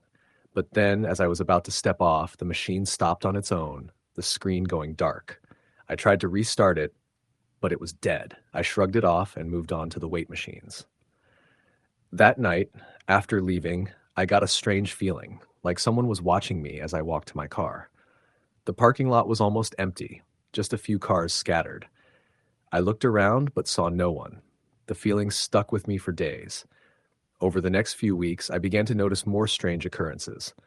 Sometimes when I was lifting weights by myself, I'd hear faint footsteps behind me, but whenever I turned, no one was there. At first, I thought it was just other gym goers or staff moving around. But the gym was mostly empty at 2 a.m., my usual workout time. One evening, I was bench pressing alone on the last bench in the corner near the windows. As I lowered the bar, I caught a glimpse of movement in the reflection of the window behind me. A figure standing just out of sight. I froze, heart pounding, and quickly sat up. The gym was empty. No staff, no other members. I chalked it up to tiredness and shadows playing tricks. A few days later, I mentioned it to Lisa, the manager, hoping for some explanation. She seemed uncomfortable, but said, "This building used to be something else, an old factory or something. Sometimes people say the place feels different." She paused, then added, "Maybe it's just the old plumbing or wiring." I didn't press her further. One night, I was on the treadmill watching the digital display when suddenly the screen flashed to static. The treadmill sped up on its own, pushing me faster than I wanted. I grabbed the handles and hit the stop button repeatedly, but it wouldn't respond right away. I stumbled, barely managing to step off before it came to a halt. I glanced around, still no one. The silence in the gym felt heavy. Then, from the corner of my eye, I saw a shadow move behind the row of machines. I turned quickly, but nothing was there. The hairs on the back of my neck stood up. At this point, I started doing some research. I looked into the history of the building and the land it was on. What I found unsettled me. The site had been a factory back in the 1960s, and according to old newspaper clippings, a tragic accident had occurred there. A worker had fallen into machinery and died on the spot. Over the years, there were rumors of unexplained noises, lights flickering, and equipment malfunctioning, but no one ever confirmed anything. One of the regulars, the older man who always wore a baseball cap, caught me looking up the history. His name was Tom. One night after my workout, he pulled me aside and said in a low voice, "You've noticed it too, huh? The place isn't right after dark." He told me he had been coming to the gym for years, even before it was remodeled, and that strange things had happened since the beginning. He said he once saw a figure standing at the end of the weight room, but when he approached, it vanished. Tom said he believed it was the spirit of the worker who died decades ago. "He's restless," Tom whispered. "Maybe angry. This place holds on to him." That night, I stayed late after everyone left, determined to see if I could experience anything firsthand. I walked around the gym, the echo of my footsteps loud in the empty space. I stood in front of the mirrors, stared at the rows of machines. The air felt thick, cold in some spots. Suddenly, I heard a metallic clang from the weight room. I froze. The noise repeated, a barbell dropping to the floor. I hurried toward the sound, heart pounding. The weight room was empty, but a barbell lay on the ground, the plates still spinning slightly. I looked around nervously, but no one was there. I picked up the barbell and set it back on the rack. Then, a low whisper brushed past my ear. It was too soft to understand, but chilling enough to make me shiver. The lights flickered, and for a brief second, the gym was flooded with bright white light, then plunged back into dim red emergency lighting. I ran out, locking the door behind me. After that night, I stopped going there, but the place kept calling me back. I told myself I wasn't afraid, that it was all just coincidences and tired nerves. One evening, a week later, I received a call from Lisa. She sounded nervous. "We're closing," she said. "Something happened last night. You need to come see." I hurried over, heart racing. When I arrived, the parking lot was crowded with police cars and EMTs. The front door was taped off. Inside, I saw a group of people gathered around the weight room. Lisa told me a young trainer had been working late and collapsed suddenly during a session. They tried to revive him but failed. The official cause was a heart attack, but some whispered the equipment had malfunctioned. That night, a few of the regulars said they heard strange noises, weights clanging on their own, the sound of breathing when no one was there. I didn't go back after that. Iron Pulse closed indefinitely. The building was boarded up, but sometimes when I pass by, I swear I see a shadow move behind the dusty windows. Sometimes when I'm alone, I hear the faint clank of weights falling and a cold breath on the back of my neck. The fitness center wasn't just a place to get stronger. It held something else, a restless presence, a silent reminder of a life lost, still trapped in the machines and mirrors. Story the end. The fitness center was something of a last resort for Matt. After months of looking for work and bouncing from one dead-end gig to another, he'd finally landed a position as a night security guard at a local gym. It was a small chain, and the branch he was assigned to was tucked into a strip mall near the outskirts of the city. The place was open 24/7, but most of the heavy traffic happened during the day and early evening hours. After 11 p.m., it was usually dead quiet, except for the occasional night owl or a couple of serious lifters who preferred working out when no one else was around. Matt's shifts ran from 11 p.m. to 7 a.m., and for the first few weeks, the job was just routine. He'd monitor the security cameras, do rounds through the facility every hour or so, check that all equipment was locked down properly, and make sure nobody was sneaking in after closing. It was dull but steady work, and it paid enough to keep the lights on and food in his fridge. One night, about a month in, Matt started noticing strange things. It began with the sound of weights being dropped in the free weights area. At first, he thought it was a late-night customer, but when he checked the surveillance cameras, the gym floor was completely empty. The sound came again, rhythmic and deliberate, like someone was practicing an intense workout, but there was no one there. When Matt switched the camera feed to the live floor view, he could see the dumbbells lined up neatly, and none seemed out of place. He shrugged it off as a glitch or a prank by someone with access to the cameras. The next night, while doing his rounds, Matt caught a glimpse of a shadow flickering near the treadmill section. At first, he thought it was just a trick of the dim lighting or a reflection from the vending machines. But when he turned the corner, the entire area was deserted. The treadmills were off, the digital displays dark. Still, the feeling of being watched gnawed at him. Over the following weeks, the incidents grew more frequent and more unnerving. The locker room showers would turn on by themselves at odd hours, flooding the stalls with cold water, despite Matt's repeated attempts to fix the plumbing and turn off the main valves after closing. Mirrors in the stretching room fogged up even though the air conditioning was blasting and no one was inside.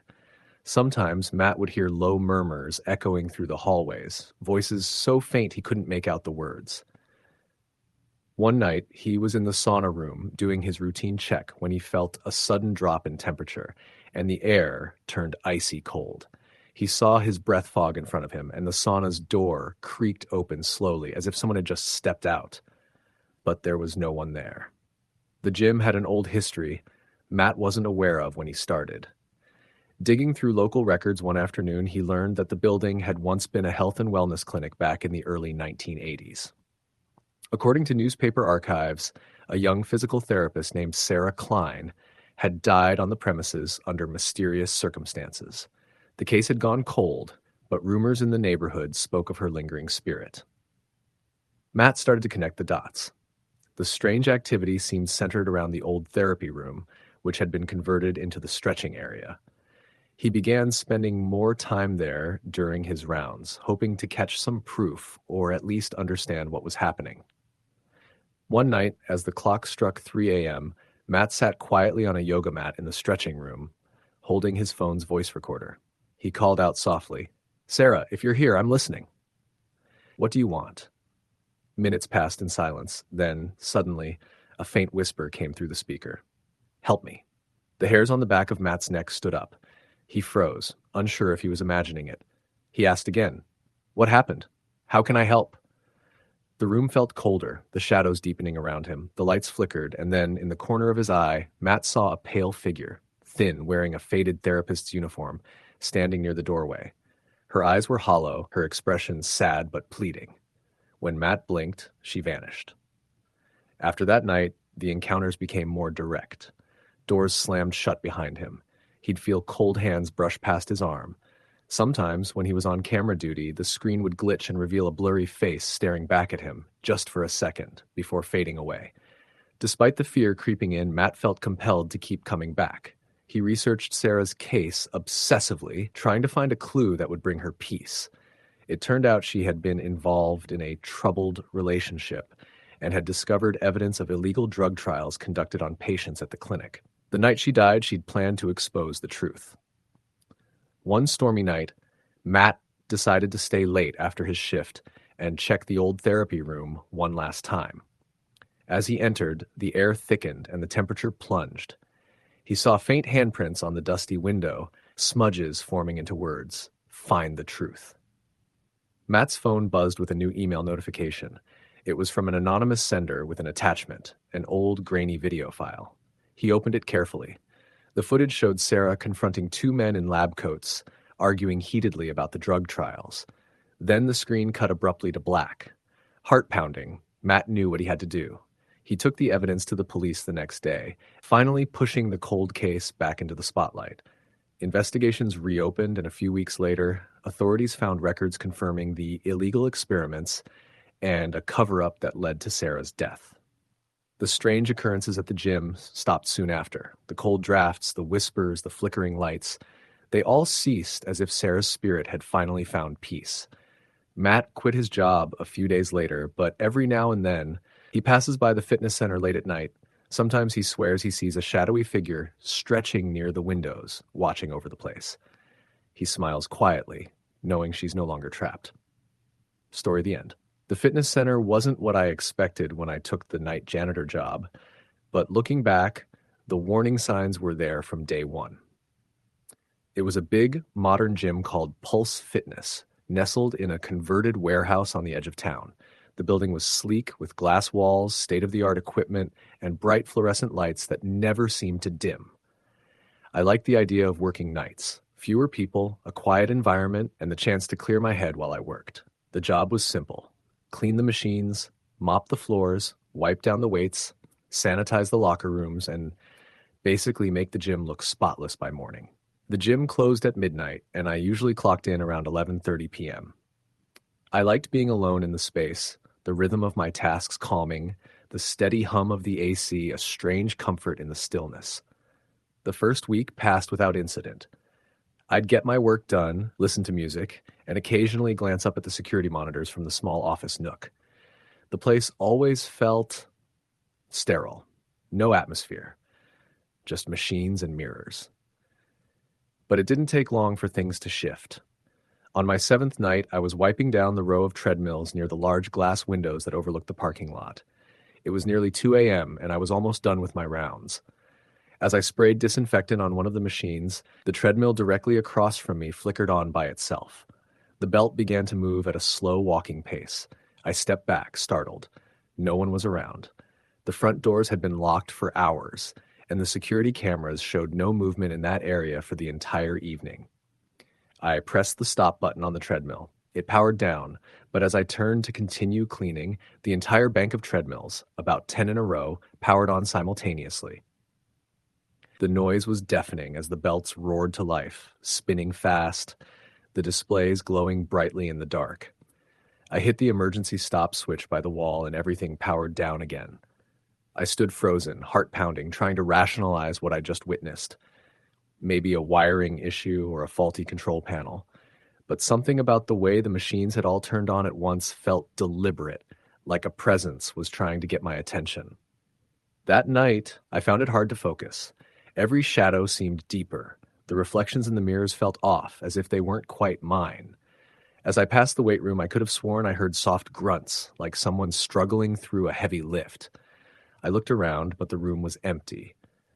The next morning, I told the manager, Dave, about the treadmill incident. He chuckled it off as an electrical glitch, but didn't offer much reassurance. "That building's old," he said. "Wiring's probably shot in a few places." But Dave was wrong. The building was less than 10 years old, and the equipment was brand new. I decided to dig deeper. I started asking other employees about the place's history. Most of them had only worked there a short time and knew little about what the building was before it became Pulse Fitness. One older trainer, a guy named Greg, finally opened up. "Before this was a gym," he said, "it was a youth community center, a place for kids and teens to hang out, play basketball, and take classes." I nodded, interested. "There was a fire here.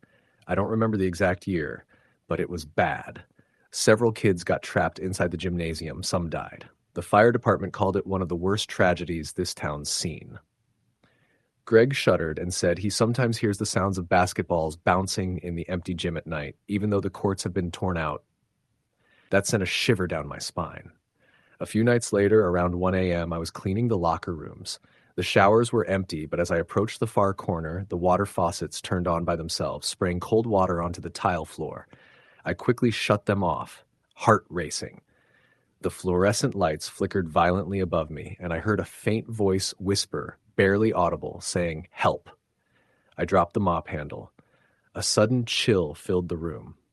My breath came out in misty puffs, even though the heat was on. I grabbed my phone and checked the time. It was exactly 1:13 a.m. The voice came again, this time clearer. "Help me." I ran out of the locker room and didn't stop until I reached the front lobby. After that night, I was convinced the gym was haunted, but I needed proof. I started carrying a voice recorder and a small flashlight during my shifts. One night, I sat in the staff break room at 2 a.m. recording ambient sound. When I played it back later, I heard faint sounds of footsteps pacing the hallway, heavy breathing, and whispers begging for help. I showed the recording to Dave. He looked pale but refused to believe it was anything other than my imagination. "This place isn't haunted," he said firmly. "You're working too many late nights." I disagreed, but I kept my suspicions quiet. Then came the worst night. It was near closing time. About 11:45 p.m., I was finishing up cleaning the cardio machines when I saw her. A woman standing near the far wall by the dumbbell racks. She was wearing old-fashioned workout clothes, a faded blue leotard, white leg warmers, and her hair tied in a loose bun. Her face was pale and expressionless, her eyes dark and hollow. She was staring right at me. I blinked, and she vanished. I thought I was losing my mind. I double-checked the security cameras. No one had entered or exited the building in the last hour. I called out, "Hello?" No response. I backed toward the exit, my heart racing.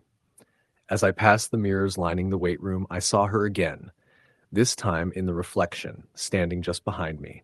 I spun around. Nothing. The hair on the back of my neck stood up. I left the gym that night and didn't return for 3 days.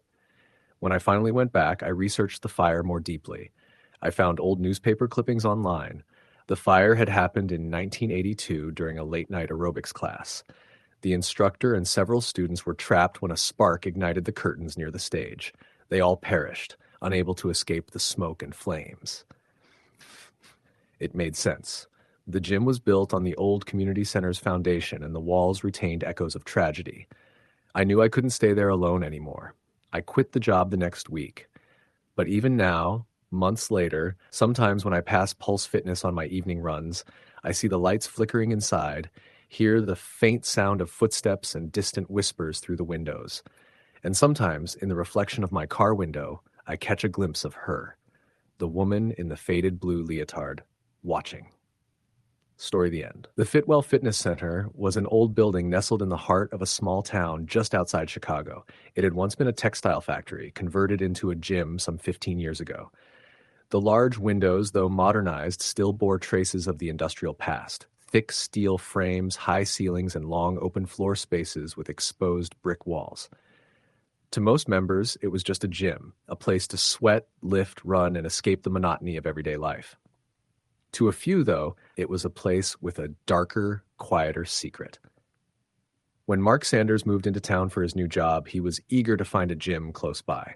He had always been active, but with his new position as a software analyst, he knew long hours would mean little time for anything but the essentials. Fitwell was perfect, open 24/7 with flexible membership plans and a variety of equipment. The staff were friendly, the place was clean, and for the first week, everything seemed normal. Mark was a creature of habit. He preferred the late-night hours when the gym was nearly empty. There was a certain tranquility in being alone, in the hum of treadmills and the soft clinking of weights, broken only by his own breathing. The mirrors that lined the walls always fascinated him. He could watch his form, track his progress, and sometimes just get lost in his own reflection during stretches or cool-downs. But it was during those late-night visits that he started to feel that something wasn't quite right. The first oddity was subtle. While on the elliptical, Mark caught movement in the corner of his eye, a shadow slipping past the edge of the mirror. He stopped, looked around, but the gym was empty. The staff on the night shift often said people who came that late liked to keep to themselves. Yet the shadow had looked like a person, tall, slender, but too blurred to make out details. He shrugged it off as a trick of light or his imagination. A few days later, while bench pressing near the free weights area, Mark noticed the overhead lights flickering intermittently. The buzzing was faint but persistent. He asked a nearby member if they were experiencing the same problem, but the man just shook his head and returned to his routine. The locker rooms, however, were the worst part. The gym had recently renovated most areas except the locker rooms and showers, which still had old tiles cracked here and there, and a faint mustiness in the air. Mark avoided taking showers there if he could, choosing to go home instead. Once, after a particularly grueling workout, he entered the showers and noticed the water temperature fluctuating on its own. It would suddenly go ice cold or scalding hot as if someone was adjusting the taps. There was no one else around. He chalked it up to faulty plumbing. One evening, Mark was stretching in front of the large mirrors along the weight machines when he saw something that made his heart skip. His reflection blinked. But his eyes didn't. Or maybe they blinked a moment too late. He looked away and back again, and the image was normal. He told himself he was tired, yet the feeling of being watched didn't go away. More often, he'd catch glimpses of something in the reflections, something standing behind him in the mirrors, but never in his direct line of sight. The sensation was chilling. One night, Mark arrived at the gym later than usual, nearly midnight. The place was nearly empty, save for the janitor, an older man named Harold, who always seemed to be silently working, mopping floors or organizing equipment. Mark nodded at Harold as he passed and headed for the treadmill area. While running, Mark noticed that the treadmill display began flashing numbers erratically, counting down from 60 seconds repeatedly without him pressing any buttons. He stopped and stared. The lights dimmed slightly. At that moment, he heard the faint sound of laughter echoing somewhere in the gym. It was soft, childlike, but distinctly unnerving. He called out, "Hello? Is someone there?" Only silence. Deciding it was a prank or perhaps a weird technical glitch, Mark grabbed a water bottle and headed toward the free weights section. That's when he felt the temperature drop sharply. The air around him became icy cold, and his breath fogged in front of his face. He looked around, but saw nothing unusual. Then, out of the corner of his eye, the reflection in the mirror showed a figure standing a few feet behind him.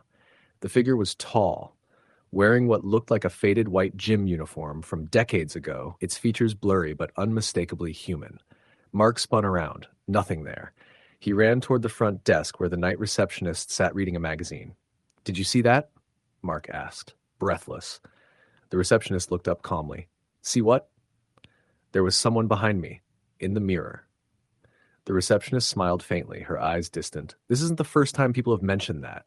Mark frowned. "What do you mean?" She leaned in. "There was a trainer here years ago, back before the place was fit well. His name was Tom. He was very dedicated but troubled. One night after closing, he collapsed and died right here on the gym floor. Some say he never really left." Mark's skin prickled. "That's creepy." She nodded. "If you want, there's an old staff room in the back where you can see some photos and memorabilia. Maybe it'll give you some context." After finishing his workout, Mark walked toward the staff corridor, which was supposed to be off limits to members. The hallway was narrow, dimly lit, and smelled like old wood and dust. At the end, there was a small room with photos pinned to a bulletin board.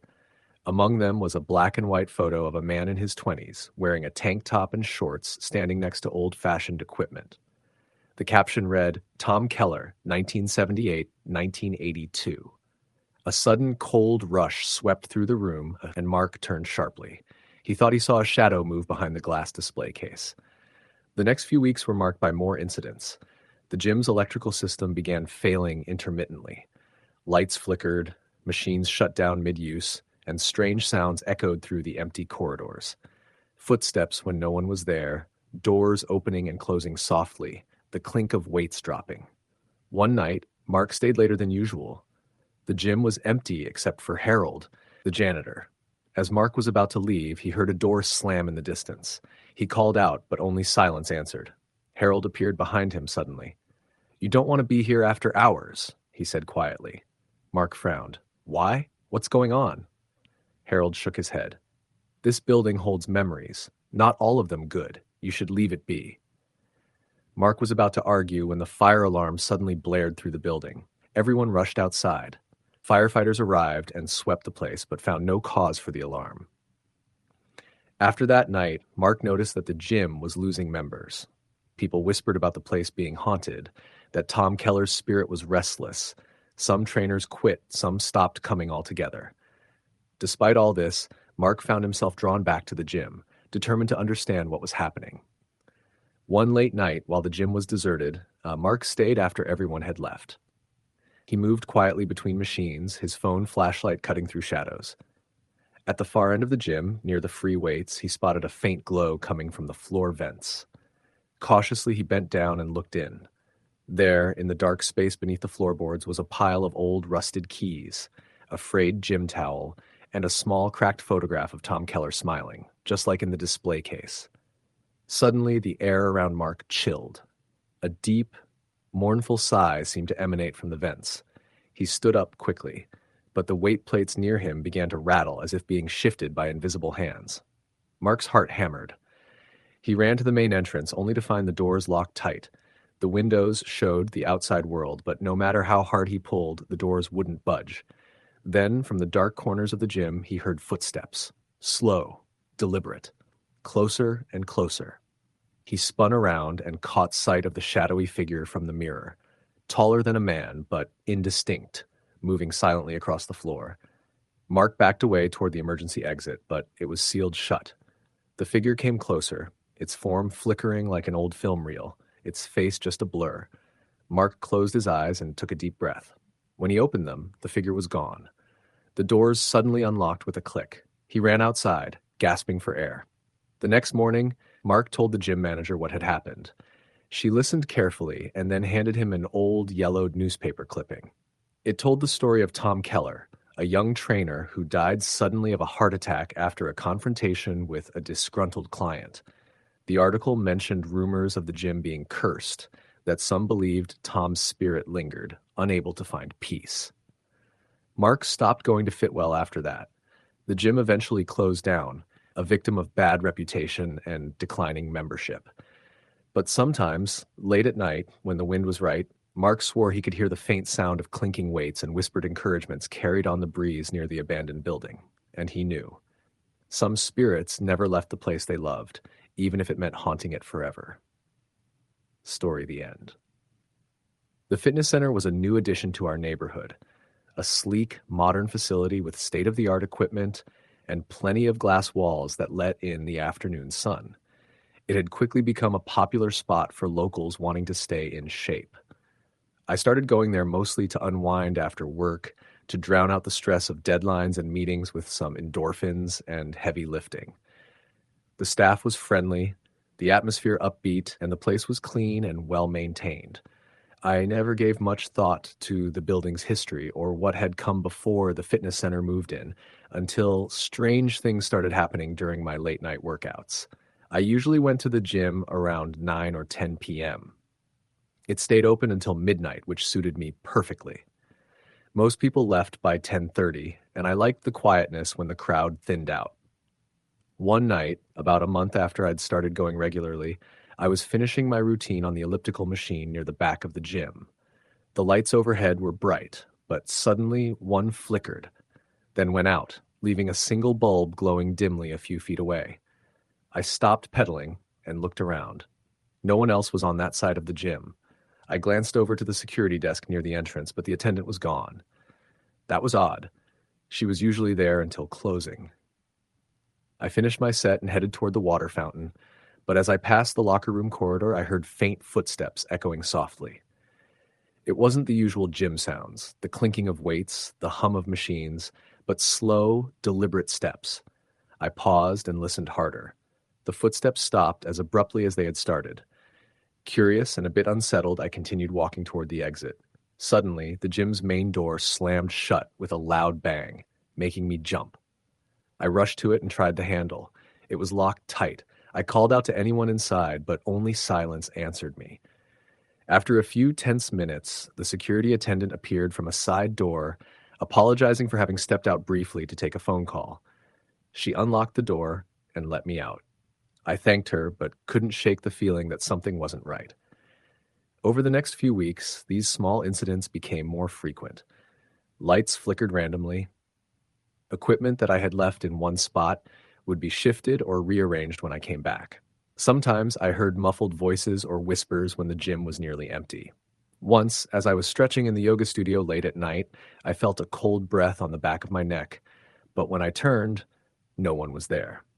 I mentioned the occurrences to a few staff members and regulars, but most laughed it off, attributing it to fatigue or the building's old wiring. One evening, I arrived late for a workout around 11 p.m. and noticed a new employee I hadn't seen before. He was tall and thin, wearing the standard gym uniform, but his eyes seemed distant, almost vacant. We exchanged a brief nod as I headed to the free weights area. While lifting, I caught him watching me from across the room. His expression was unreadable, but it felt off. I asked if he needed help, but he simply shook his head and walked away silently. Later, as I wrapped up, I went to the locker room to change. The lights flickered again, plunging the hallway into brief darkness. I heard that same slow, deliberate footsteps sound echoing through the empty corridor. They were getting closer, but no one was visible. I spun around, heart pounding, and for a moment I thought I saw a shadow standing just outside the glass window of the locker room. It was the outline of a man, wearing old-fashioned clothes, pale and faint. When I blinked, it was gone. Terrified, I told the front desk manager what I'd seen. She grew pale and confided that some people believed the gym was haunted by the spirit of a man who died in the building years ago. The structure had once been a community center, and there had been an accident during a renovation decades earlier. The manager said the story was dismissed by most, but that a few employees had reported strange experiences. I decided to investigate further. I dug through old newspaper archives and online forums. I found a report of a construction worker who had died in the building site in the early 1980s, an accident involving a fall from scaffolding. His name was Frank, and local rumor had it that his spirit lingered, unable to rest. One night, determined to understand what was going on, I stayed at the gym alone after closing. Around midnight, the lights dimmed and flickered violently. I heard footsteps again. Okay, but this time they moved purposefully toward me. I called out, "Who's there?" No answer. Then I saw him, a translucent figure of a man dressed in old work clothes standing near the treadmill. His face was somber, eyes hollow, and he looked as if he was searching for something. I froze, unable to move or speak. He lifted a hand slowly, then vanished. After that night, the occurrences grew more intense. Objects flew off shelves, doors slammed repeatedly, and I could hear Frank's footsteps pacing the gym late into the night. I told the manager, and she arranged for a medium to visit. The medium sensed a trapped spirit, restless and confused. She performed a cleansing ritual and encouraged us to place a memorial plaque near the entrance in Frank's honor. Following that, the disturbances slowly decreased, but I could never completely shake the feeling that Frank was still watching, silently guarding the place he had once worked, waiting for someone to remember him. Sometimes, when I go back to the gym late at night, I swear I see a shadow by the window, or hear the soft scrape of footsteps echoing in the empty hall. The fitness center became more than a place to exercise. It became a reminder that some spirits never really leave. Story the end. The fitness center where I worked wasn't anything fancy. It was one of those mid-sized gyms in a strip mall. Plenty of machines, a few free weights, a small pool, and a handful of group classes. It had been there for about 20 years, and everyone in town knew it. The usual crowd was mostly early risers and evening regulars. But the place also stayed open 24 hours, and that was where things started to get strange. I got hired as a personal trainer a few months after college, mostly because I liked working out and thought it'd be a good way to meet people. I did day shifts, but there was always a skeleton crew at night, mostly janitors, the overnight security guard, and a couple of night owl members who'd come in at odd hours. The first few weeks were normal enough. The gym felt lively during the day, noisy with music and chatter. But at night, when the last members left and only the cleaning crew and security remained, the whole place felt different, quieter, heavier somehow. Like the air itself was thicker. One night I volunteered to help the night janitor finish some cleaning after my last client. Her name was Sarah, and she was a middle-aged woman with a no-nonsense attitude and a dry sense of humor. We worked through the empty gym, wiping machines and mopping floors, laughing about our favorite workouts and sharing stories. But as we moved near the pool area, Sarah suddenly stopped and shushed me. "You hear that?" she whispered. I strained my ears. At first, there was nothing but the steady drip of the pool's filtration system. Then a faint splash, soft but clear, like someone had just jumped in. But the pool was covered and we were alone.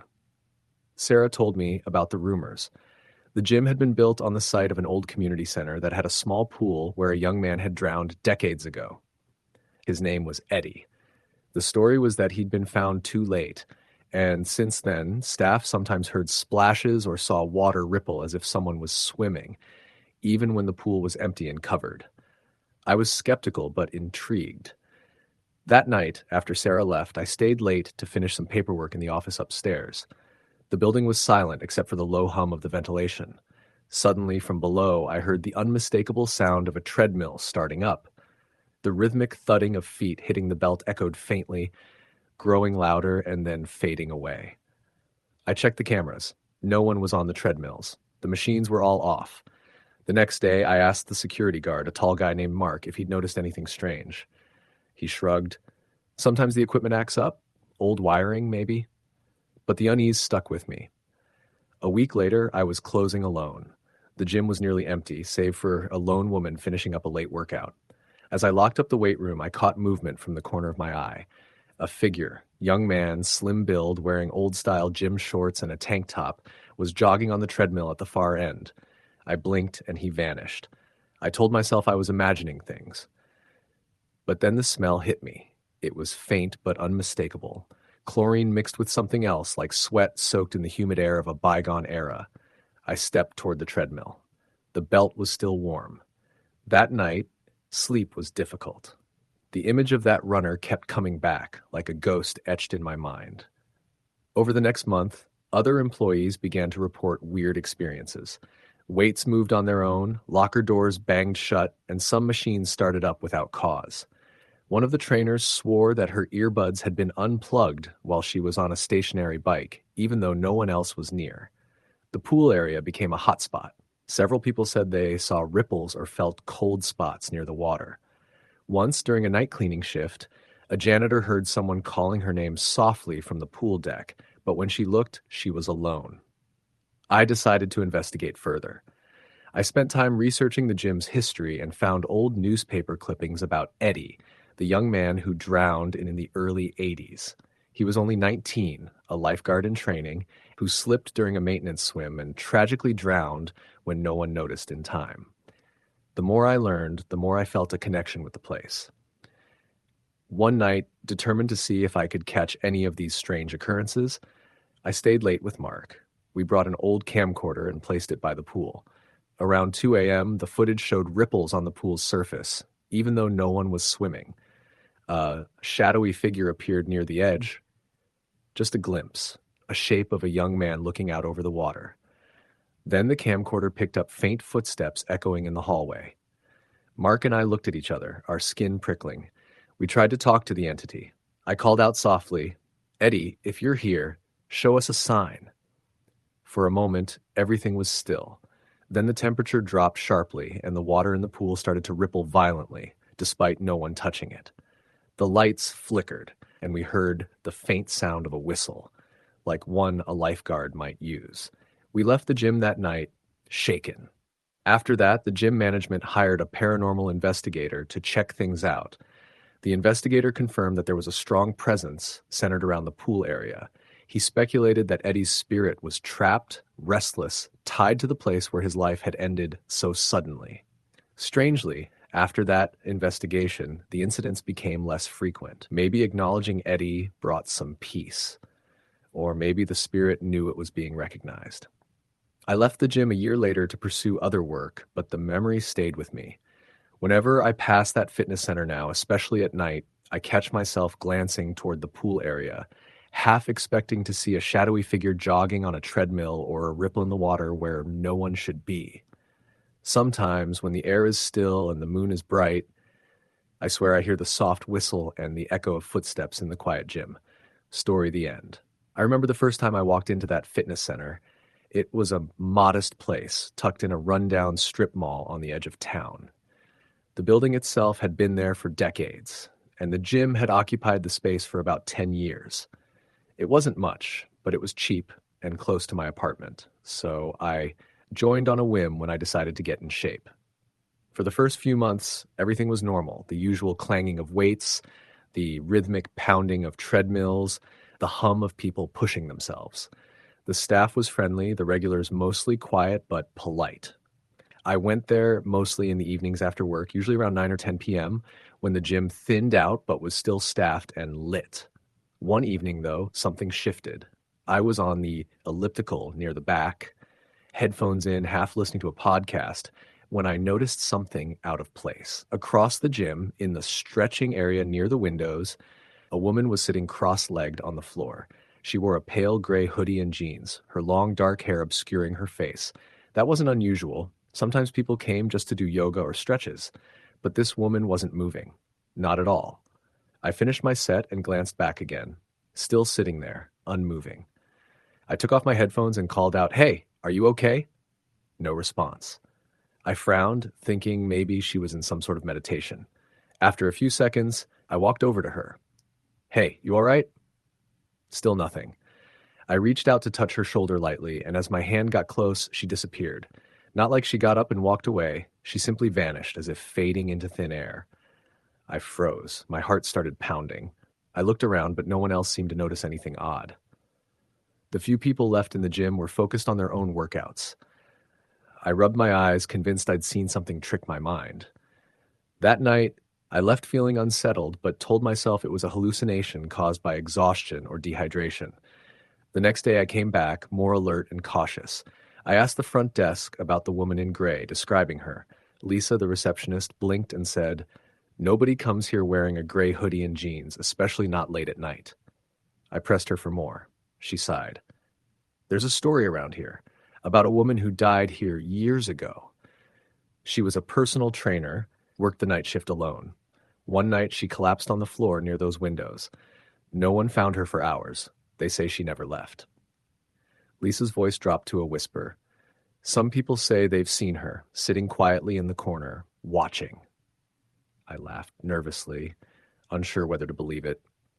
But over the following weeks, I started noticing more odd things. Machines would switch on and off by themselves. Sometimes the sound of faint footsteps echoed in empty halls. Mirrors reflected shadows that didn't match anyone's movements. I'd feel sudden cold drafts, even though the heat was blasting. One evening, I stayed late after closing, trying to record anything unusual on my phone. The gym was empty except for me. The air was heavy, the usual hum of machines strangely muted. Suddenly, the weights near the free weight section clattered loudly, like someone had dropped them. I spun around, heart racing. No one was there. I walked over slowly, scanning every corner. Then I caught sight of the woman, this time standing silently near the leg press machine. Her head was bowed, and her long hair hid her face. She wore that same gray hoodie. I called out softly, "Are you okay?" She didn't respond. Then she turned toward me. Her face was pale, almost translucent, with hollow eyes that seemed to stare right through me. I stumbled back, dropping my phone. It shattered on the floor. My breath caught, my legs weak. She whispered, "Help me." And then she vanished.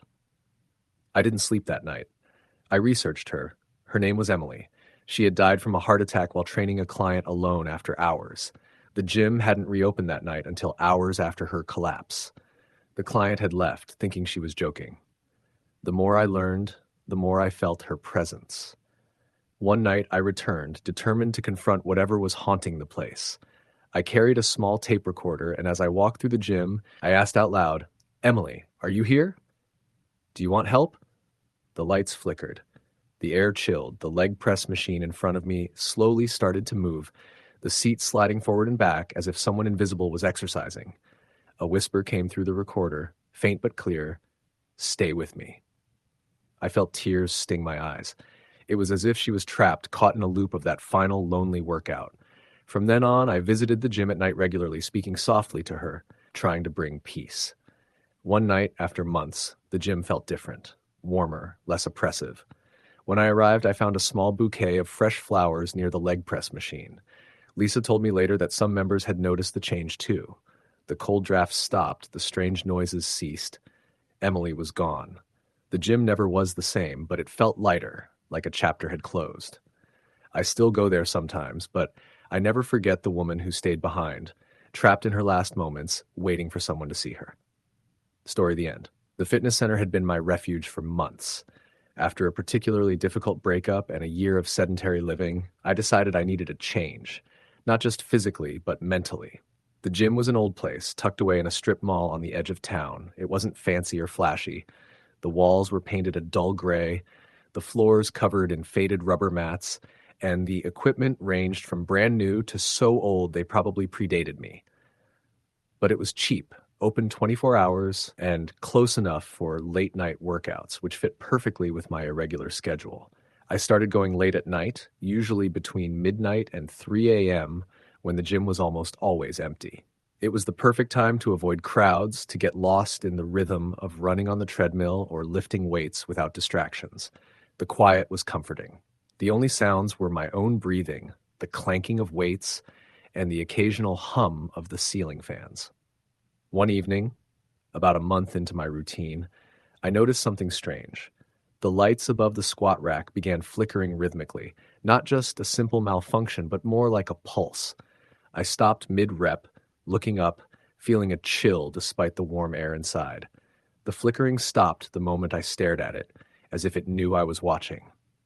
I shrugged it off, blaming the old electrical wiring. A few nights later, while I was on the elliptical machine near the back wall, the screen suddenly went black.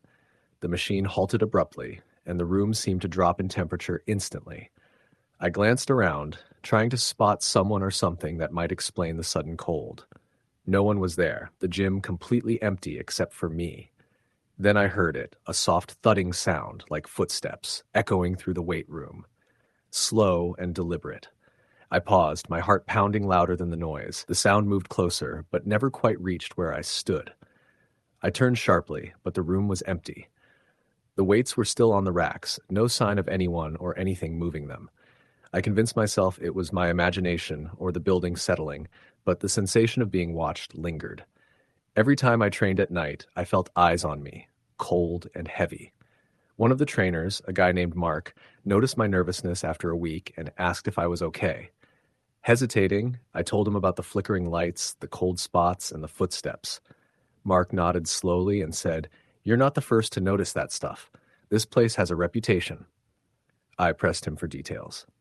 He told me that before the gym was built, the site had been a warehouse. Decades ago, a worker was crushed by heavy machinery after a malfunction. The man never made it out alive.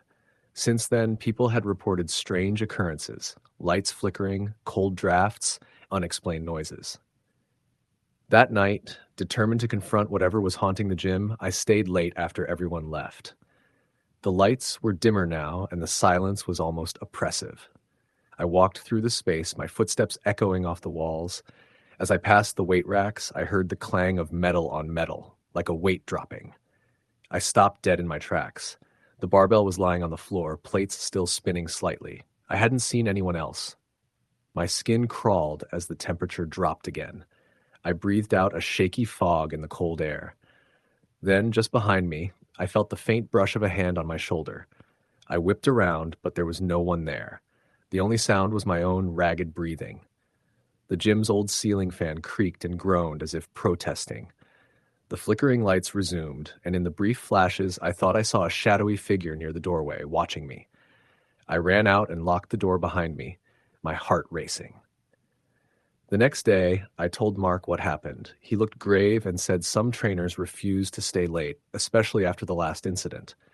A few months before I joined, a young woman had fainted during a night shift. Some said she'd seen something that scared her so badly she collapsed.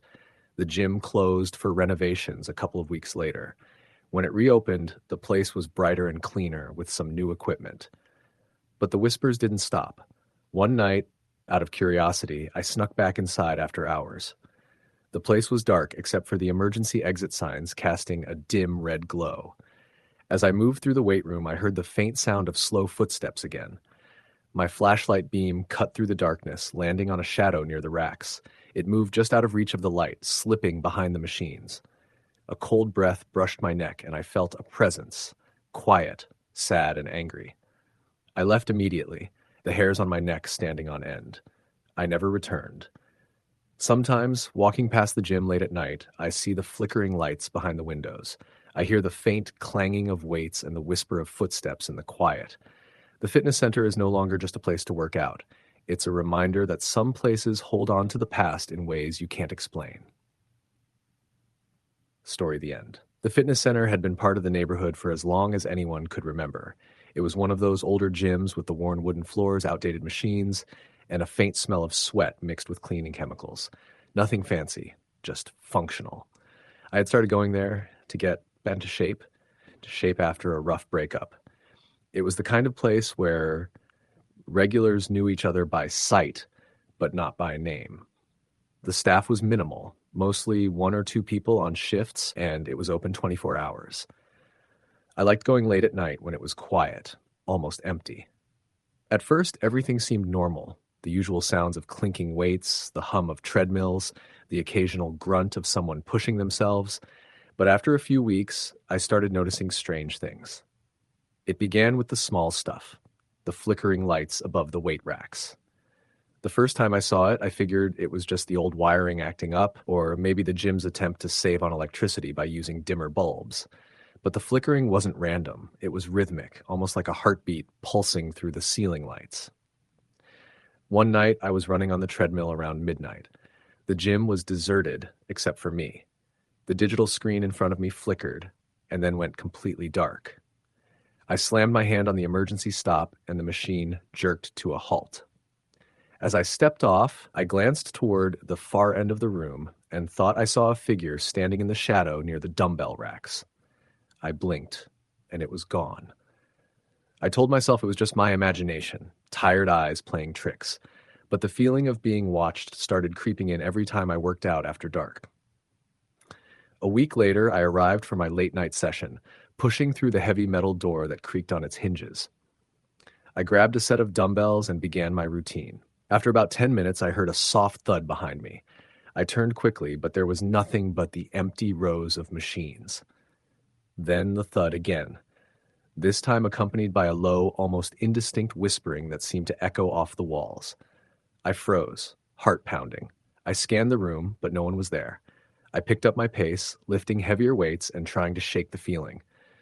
One of the staff, an older guy named Dave, noticed I looked rattled when I came in the next day. I hesitated, then told him about the noises and flickering lights. He gave me a tired look and said, "You're not the first. This place, well, it's old, has a history." Curious, I asked him what he meant. Dave leaned in and lowered his voice. "Years ago, before this gym, this building was a factory. One night, a worker got caught in one of the machines, didn't make it out alive. They say his spirit never left." I laughed nervously. "You don't really believe that, do you?" He shrugged. "I don't know what to believe, but some nights when I'm closing up alone, I hear footsteps, weights dropping, lights flickering, just like you said." The more I thought about it, the more it made sense. The machines breaking down randomly, the cold spots I sometimes felt near the weight racks, the faint sounds when no one was there. One night, determined to confront whatever was haunting the gym, I stayed late after everyone left. The moonlight filtered through the grimy windows, casting long shadows across the equipment. I walked through the space, every creak of the floorboards echoing. I paused near the old bench press. Suddenly, the barbell clanged loudly as if someone had dropped it. My breath caught, and I spun around. Nothing. I stepped back, heart racing. The room temperature dropped sharply, and I could see my breath fogging in the cold air. A whisper floated through the gym, unintelligible but urgent. The hair on my arm stood up. Then, just behind me, a cold hand seemed to brush my shoulder. I whipped around, but again, no one. The feeling of dread overwhelmed me, and I ran out, locking the door behind me. After that night, I stopped going. The gym closed for renovations, but the rumors stuck. Some locals swore they'd heard strange noises, seen flickering lights, or even glimpsed a shadowy figure moving between the machines. I never went back. Sometimes, late at night, when the wind was just right, I'd hear the faint echo of clinking weights and whispers carried on the breeze, a ghostly reminder of a life trapped between iron and sweat in that old fitness center. Story. The end. The fitness center was a second home to many in my small town. A modern, bustling place by day, filled with the sounds of weights clanking, treadmills humming, and trainers shouting encouragement. But by night, it transformed into something else entirely. I was about to find that out firsthand. I was hired as a night shift janitor at the gym. The daytime crew left by 10 p.m., and my job was to clean, mop, restock towels, and generally make sure everything was spotless for the early morning rush. The pay was decent for a part-time gig, and I enjoyed the solitude after a long day at my other job. The gym's management assured me that the place was secure, well-monitored, and safe, even at night. My first few shifts went smoothly. The usual noises of the building settling and the hum of refrigerators in the snack area were the only sounds accompanying me. Sometimes I'd catch a stray client or two who came in for a late-night workout. But on my third night, things began to change. It was just after midnight when I was finishing up in the locker room. I had my headphones on, the music masking the otherwise silent space. As I was wiping down the benches, I noticed the lights flickering, a quick, subtle dimming that made me pause. I glanced around, but everything seemed normal. I chalked it up to a faulty bulb. As I moved toward the showers to clean them, I heard it, soft footsteps echoing down the hall. Odd, since I was supposed to be alone. I took off my headphones, heart quickening. The footsteps stopped as suddenly as they'd started. "Hello?" I called out, expecting maybe a staff member or a late-night gym rat. No answer. I walked cautiously toward the hallway, shining my flashlight. The corridor was empty. But then I noticed the locker room door at the far end was slightly ajar, swinging gently despite the absence of any breeze. I approached slowly and pushed it open, flashlight sweeping inside. The room was empty, but the air felt cold, unnaturally cold. That's when I saw it. a faint mist curling near the lockers, drifting like smoke from an invisible fire. I blinked. The mist coalesced into the shape of a woman, a figure in old-fashioned workout clothes, soaked as if she'd just stepped out of the pool. Her eyes were empty, hollow, staring straight through me. I stumbled backward, knocking over a mop bucket. The clatter seemed to startle her. The figure flickered and vanished. I wanted to laugh it off, to say it was exhaustion or imagination, but I felt icy dread crawl down my spine. The next night, I arrived early to check the pool area. The place was dimly lit, the water still and dark. As I passed the changing rooms, the overhead lights flickered again. I heard a splash. I turned toward the pool but saw no one. I heard the voice next, soft, barely audible, like a whisper carried on the wind. "Help me." I froze, scanning the empty room. No one. I researched the gym's history and found a disturbing story. Years ago, a young woman named Sarah had died in the pool during a late-night swim. Her death was ruled an accident, but whispers said something wasn't right, that she'd been locked in, trapped. The more I learned, the heavier the atmosphere in the gym became. The cold spots grew colder, the whispers louder. One night, determined to confront whatever haunted the gym, I stayed late after cleaning. At exactly 2:17 a.m., the lights cut out completely. I fumbled for my phone flashlight, heart pounding. From the dark, the ghostly figure appeared again. She was closer this time, her eyes pleading. "I'm trapped," she said, voice trembling. I promised to help. After weeks of digging and pushing management, the truth came out. The pool had a faulty lock system, which trapped Sarah inside. After they repaired the pool and held a memorial in her name, the hauntings ceased. The gym returned to normal, but sometimes late at night I still feel a chill near the locker rooms, and I swear I hear a faint splash and a whisper saying, "Thank you." Story.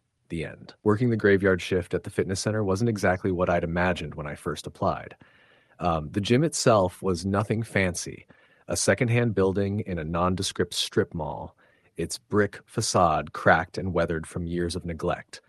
It had been a local hotspot back in the 90s, but after the big chain gyms moved in, it faded into a place mainly for night owls and die-hard regulars who didn't mind the occasional flicker in the fluorescent lights or the creaky machines.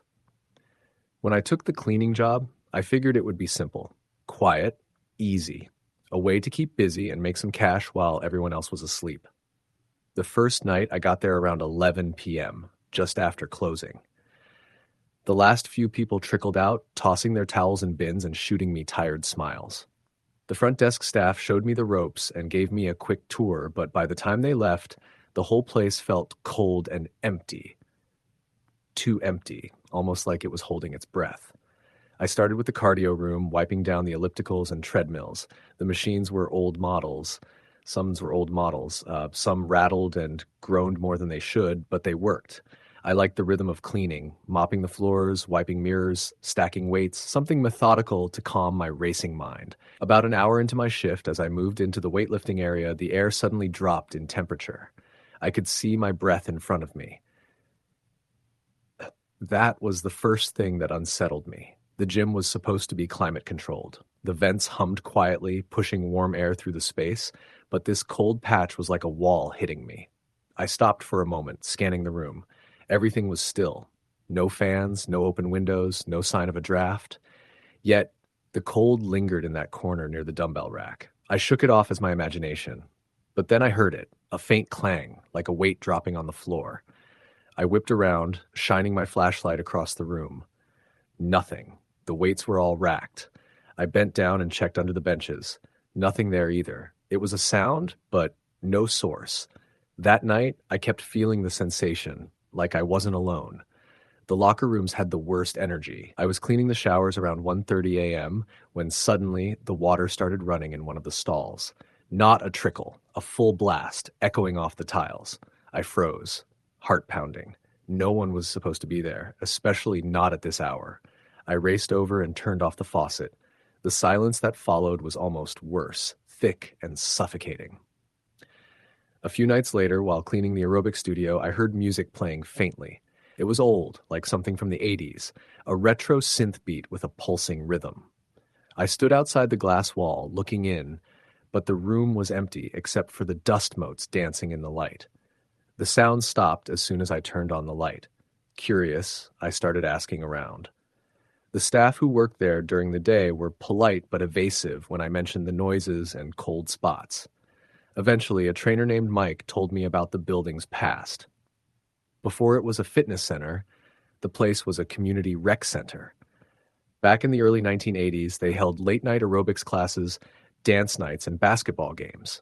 One night, a fire broke out during a popular aerobics class.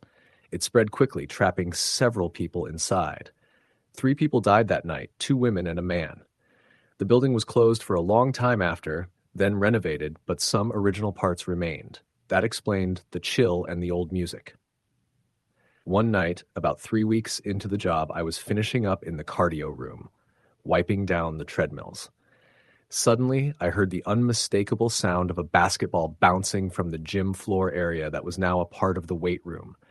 I thought maybe a late-night member had snuck in, but when I checked the cameras, there was no one. As I stood there, the cold came again, stronger this time. My breath fogged. In the mirror, I saw a shadowy figure move quickly past the basketball court, but when I turned, nothing was there. The shape was blurred, like smoke or mist, but definitely human-shaped. I wanted to leave, but my feet felt rooted. Then I heard a voice, soft, barely a whisper. "Help me." I stumbled backward, dropping my cleaning supplies.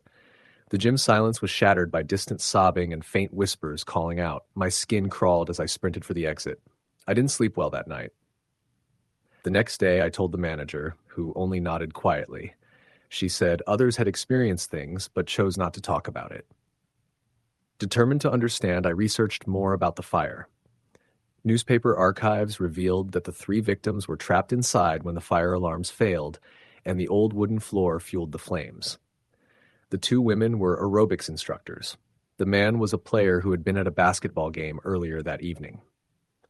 I began to feel like the spirits of those trapped were still in the building, replaying their final moments. One night, I stayed late to try to capture proof. I set up my phone camera in the aerobics studio and sat quietly. At 2:45 a.m., the air grew icy cold. My phone's camera caught a faint flicker near the back wall. I saw a translucent figure of a woman in vintage workout clothes, moving slowly, her face pale and eyes hollow. She reached out toward me silently. I whispered, "Are you okay?" She didn't answer but vanished slowly. The temperature returned to normal. Terrified but curious, I kept coming back. Over time, the presence grew stronger. I felt cold hands brush my arms. The weights clanked with no one touching them. The faint music played again and again. The final night I worked there, I was cleaning late near the locker rooms when I heard footsteps rushing toward me. I turned, but no one was there. The shower faucets burst on full blast, flooding the floor. The water ran cold and thick with the smell of smoke. In the mirror behind me, I saw 3 figures, 2 women and a man, their faces sad, trapped in time. I whispered, "I'm sorry." The gym went silent. I left that night and never returned. Even now, when I pass that fitness center, I feel the cold and hear the echoes of old music and desperate voices reaching out through the walls. Story the end. The fitness center was a fairly new addition to the neighborhood, opening just a few years before I moved to the city. I'd been meaning to get back into shape after years of neglect, so when I signed up at Iron Haven Gym, I was optimistic. The place was modern, with all the machines and weights you could want, and the membership was reasonably priced. But there was something about the building, something unspoken, in the way the lights flickered at odd times, or how the air always seemed a little colder near the back stairwell. That made me uneasy from the start. I first noticed the weirdness a few weeks after I started going regularly. I was always there late at night, after work and after most of the other members had left, so I got used to the quiet hum of the machines and the occasional clink of a weight hitting the floor. One night, after finishing my run on the treadmill, I walked past the row of weight machines toward the lockers. As I did, the radio playing over the gym sound system crackled, and for a second I thought I heard a faint whisper beneath the music. It was so low I almost convinced myself I imagined it. Then the lights flickered. I stopped and looked around. The gym was empty, except for me. No other members, no staff. The fluorescent bulbs buzzed and dimmed, then brightened again, and the whispers seemed to grow louder for a second. It wasn't words I could make out, just a breathy, hissing noise, that made the hair on my arms stand up. I shook it off and went to grab my towel, trying to ignore the chill creeping down my spine. I told myself it was probably just old wiring or some interference with the sound system, but the feeling that night stayed with me. Over the next few days, I found myself glancing toward the shadowy corners near the back stairs or the storage rooms. Sometimes the weight machines would beep or beep in rapid succession with no one using them. Once, the elliptical machine I was on stopped suddenly, as if someone had slammed on the brakes. When I looked around, no one was there. The staff were polite but didn't seem to notice anything strange. One of the trainers, a woman named Jessica, mentioned that the gym had some issues with the electrical system and old plumbing, but nothing dangerous. She was upbeat and friendly, but when I asked about the building's history, she hesitated. One night I was finishing up on the rowing machine when I felt someone watching me. I glanced to my right and saw the faintest outline of a figure standing near the weight racks. It was blurry and shadowed, but unmistakably human-shaped. I blinked, and it was gone. I told Jessica about it the next day, expecting a joke or a shrug, but her face grew serious. "There was a guy who died here," she said quietly. "Before it was a gym, the building was a factory. A worker got crushed by a machine in the late 70s. I think his name was Eddie." That explained a lot. I began researching the building's past and found an old newspaper clipping tucked away in a digital archive. It described an industrial accident where a young worker named Edward Collins had been killed on the factory floor when a press machine malfunctioned. The tragedy had shaken the community, and the factory eventually closed years later. After learning that, the strange occurrences intensified. One night, I stayed late after the gym had emptied out, working on a new workout routine. The air turned noticeably colder, and the lights flickered on and off. I was stretching near the back stairwell when a loud bang echoed through the building. It sounded like something heavy dropping, but when I went to investigate, there was nothing on the floor. Suddenly, a cold breath brushed past my neck, and I spun around. In the dim light, I saw Eddie's figure clearly. A tall man in old, grimy work clothes, his face pale and gaunt, eyes hollow but filled with sadness. He raised his hand as if reaching out for help. My heart pounded. I wanted to run, but I was frozen in place. The figure then faded into the shadows, and the gym returned to silence. After that night, I couldn't shake the feeling that Eddie was still trapped, stuck between worlds, unable to move on. I started leaving a small flower at the spot where I'd seen him, hoping to bring some peace. A few other members and staff began to report their own experiences. Machines turning on and off by themselves, fleeting glimpses of a shadow near the lockers, and cold spots that made their skin crawl.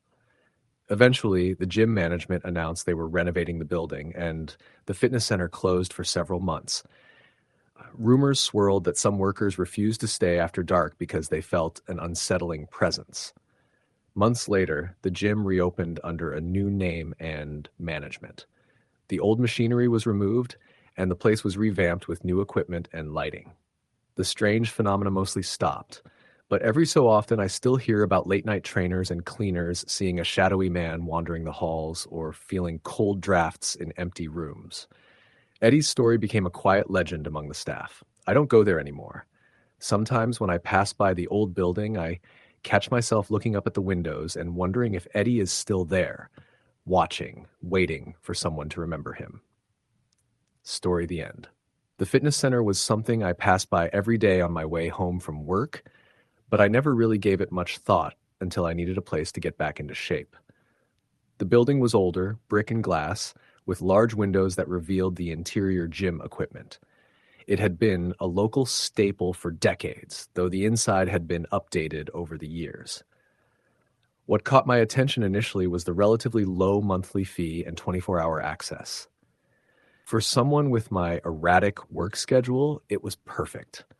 I signed up one evening and immediately made it part of my routine to visit late at night. Most people preferred daytime or early evening workouts, but I liked the solitude. After a stressful day, I needed the quiet, the hum of machines, and the focus on physical exertion. The place was rarely crowded after 10 p.m., and the dim lighting made it feel more private, more intimate. At first, everything was normal. The staff were friendly, and the equipment was clean and well-maintained. But as the weeks passed, I began to notice subtle things, things I initially brushed off as my imagination or the quirks of an old building. The first odd experience was during my third week. I was on the rowing machine, headphones in, music blasting softly. The gym was mostly empty, just me and one other guy on the treadmill across the room.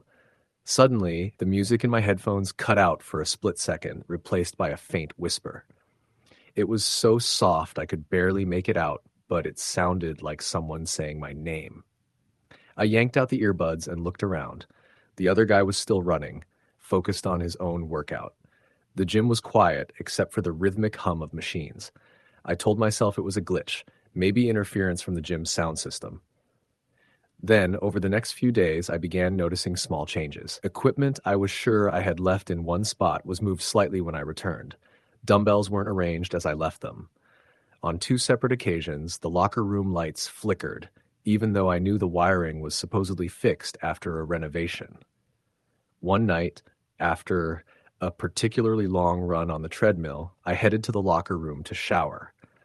The space was nearly empty, except for the occasional echo of dripping water and the faint rustling of someone drying off. As I walked toward the showers, I caught a glimpse of a figure in the mirror, a woman in old-fashioned workout clothes from decades ago. She was just behind me, but when I spun around, no one was there.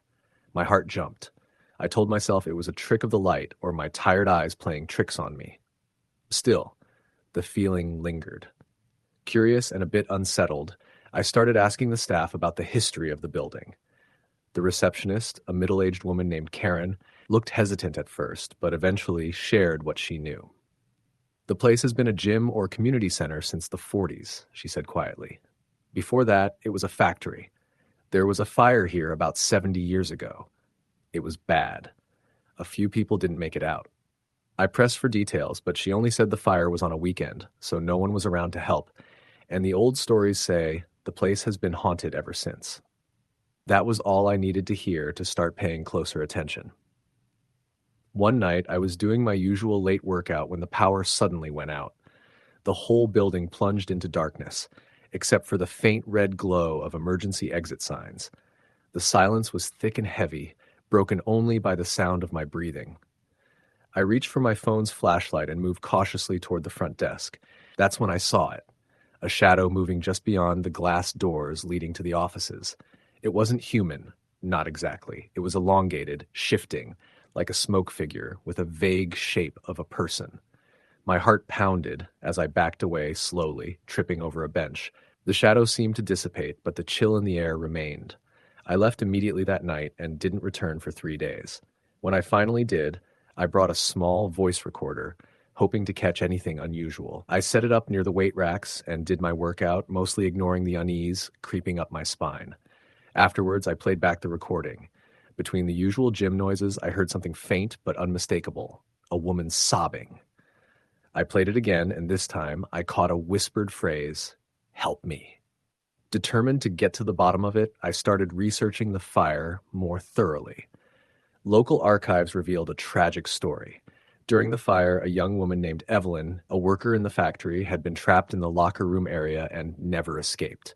Her body was recovered weeks later beneath the rubble.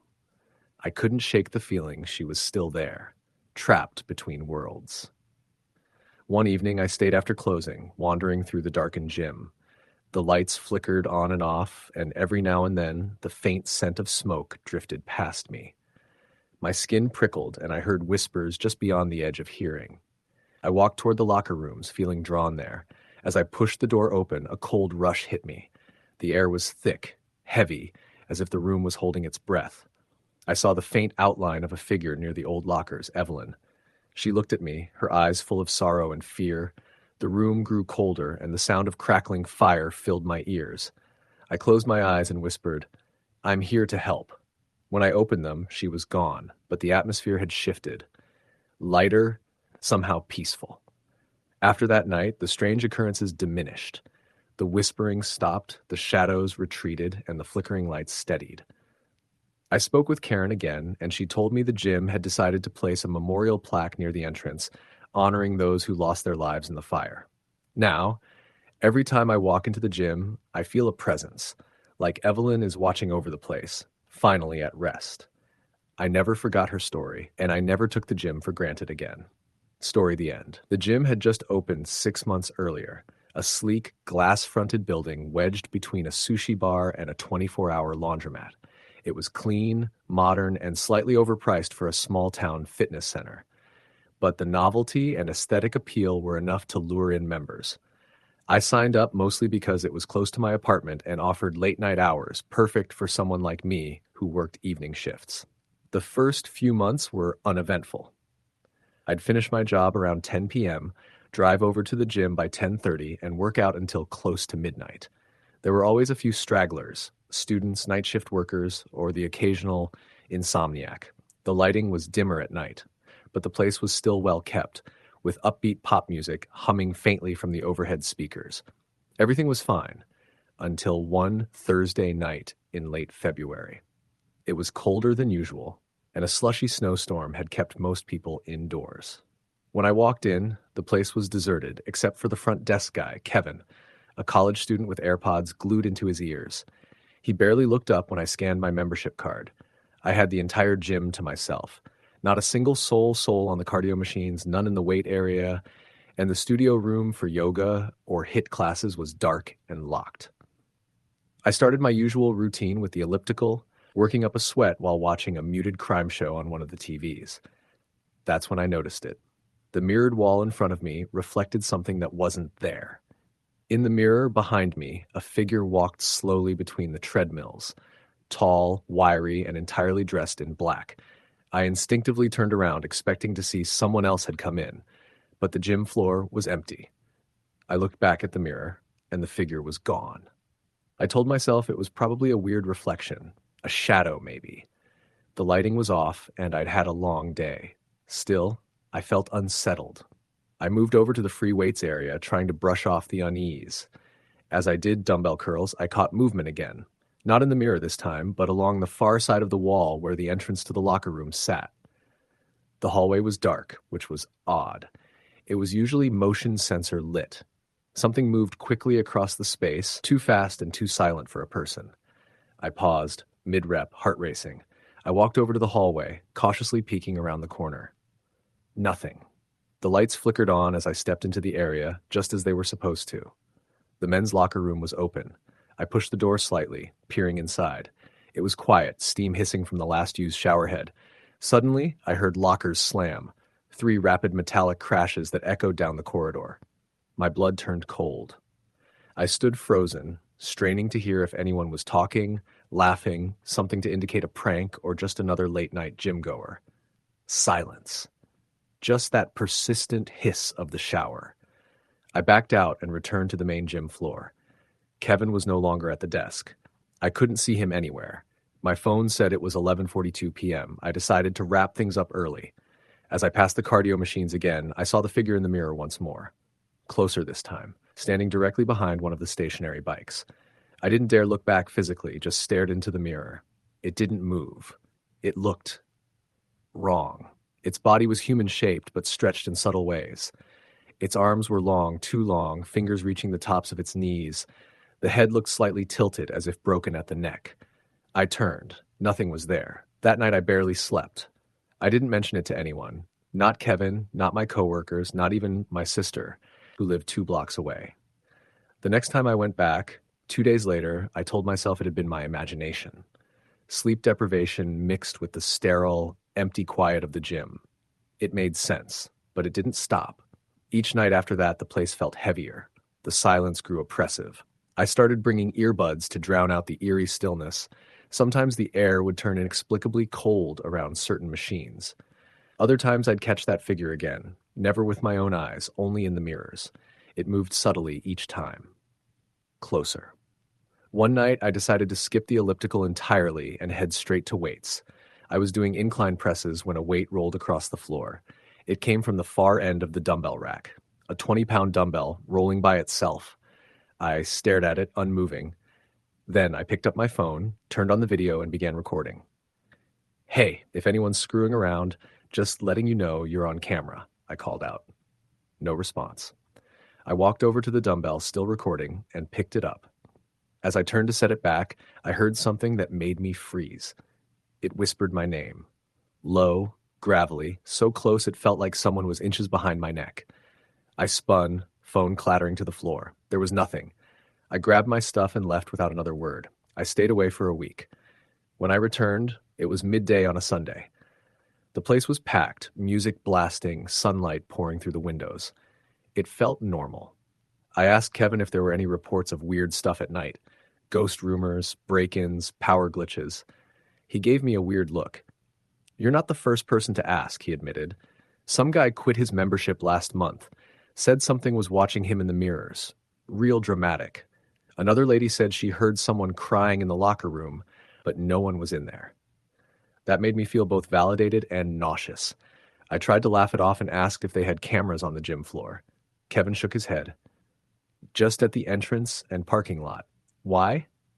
"No reason," I lied. I started avoiding nights entirely. But eventually my work schedule shifted again, and the only time I could go was late.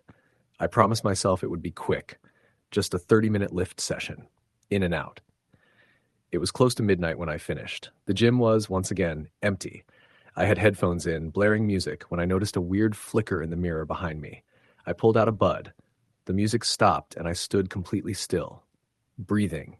Heavy, labored breathing, coming from just over my shoulder. I didn't move. My eyes, locked in the mirror, saw the figure right behind me. It was no longer a shadowy blur. It was fully visible now, though warped and wrong. Its face looked melted, jaw dislocated, eyes too wide and glassy, as if it were wearing a mask that had partially melted in fire. Its limbs twitched, like it didn't know how to move in a human way. The breathing grew louder, and then for the first time it moved while I was looking. It stepped forward.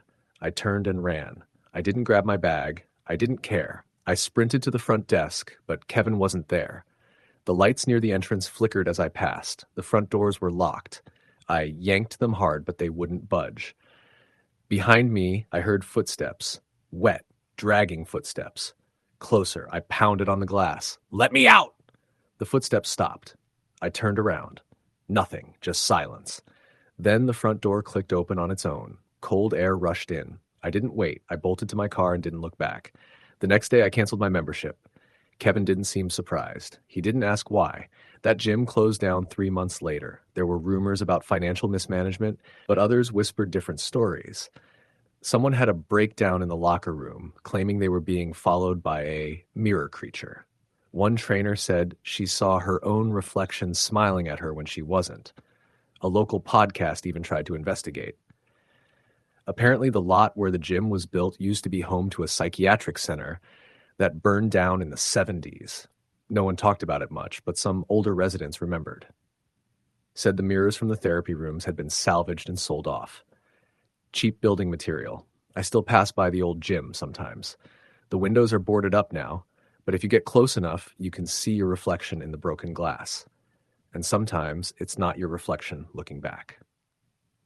Story the end. The fitness center was a small, independent gym located on the edge of town. It wasn't anything fancy, just a single-story brick building that had been retrofitted from an old community center. The walls were lined with scuffed mirrors.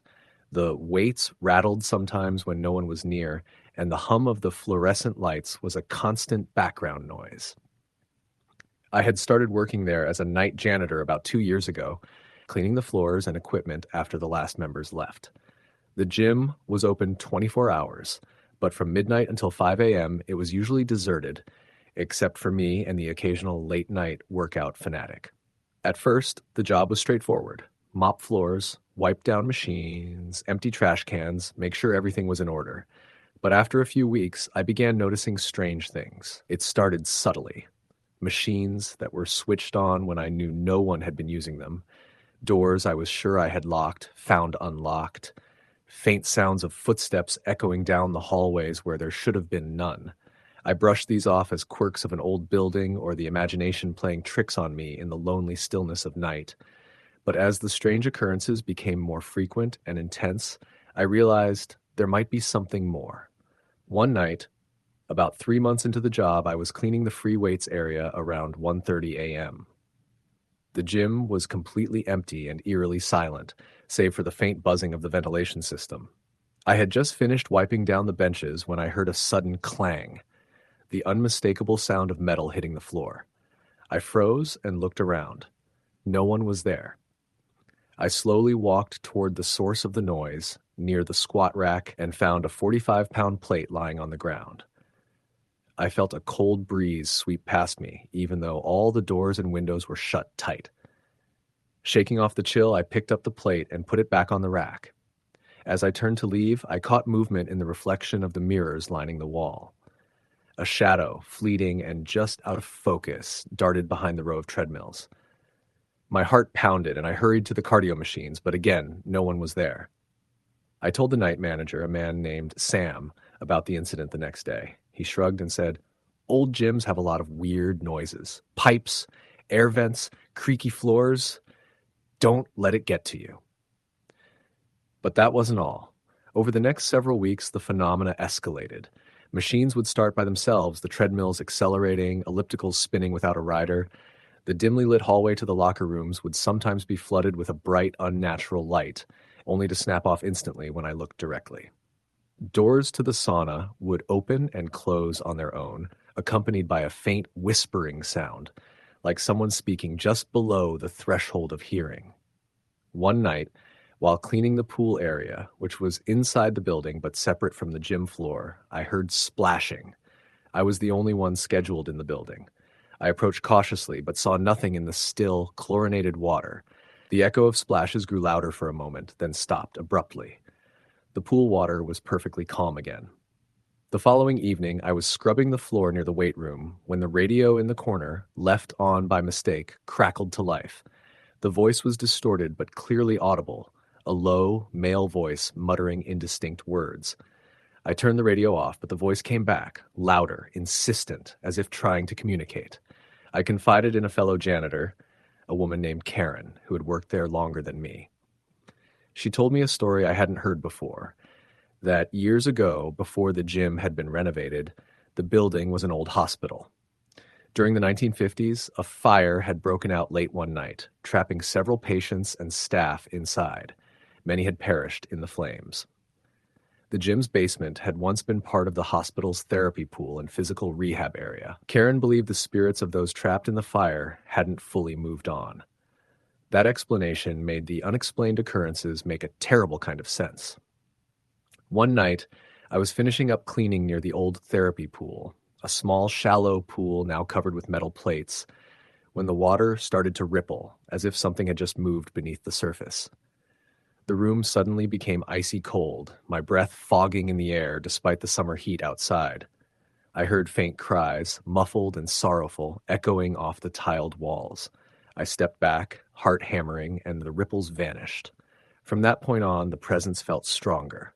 Shadows seemed to flicker in the corners of my vision. Whispers floated through the hallways, and I could no longer deny the feeling that I was not alone. One night, around 2 a.m., I was mopping the weight room when I saw a figure reflected in the mirrors. It was a woman wearing a hospital gown, then her hair damp and matted, standing near the dumbbells. Her eyes were hollow, and she stared at me with a mixture of sadness and anger. I blinked, and she was gone. I ran out of the room, my heart racing. The next day, I researched the hospital fire. Records confirmed that a nurse had died while trying to rescue patients. Her name was Margaret. Determined to understand, I left small notes near the pool and weight room, messages like, "We see you, Margaret," and "You're not forgotten." For a few nights, the activity seemed to ease. The pool water was still, the lights steady, and the whispers silent. But then, on a stormy night when the gym was especially cold and dark, I heard a pounding on the locker room door. I wasn't expecting anyone, and the sound was frantic. I opened it cautiously. No one was there. Suddenly, the lockers started rattling violently, the sound of hundreds of keys and locks clanking together. The overhead lights flickered and went out, plunging the room into darkness. I fumbled for my phone's flashlight, heart racing. The rattling stopped. In the dim light, I saw on the floor what looked like wet footprints leading out of the room and disappearing down the hallway. I followed, but they were gone.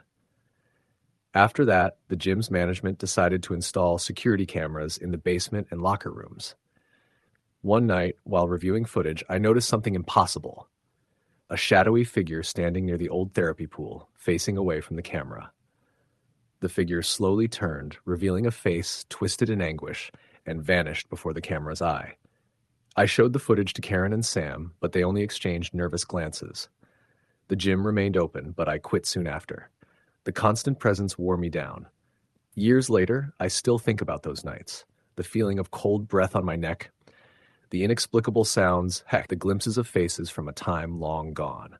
Sometimes when I walk past the old gym, now renovated into an office space, I swear I can hear the faint clatter of weights and the low hum of machines running in the night. I don't know if those spirits found peace or if they're still trapped there, waiting for someone to listen. Story the end.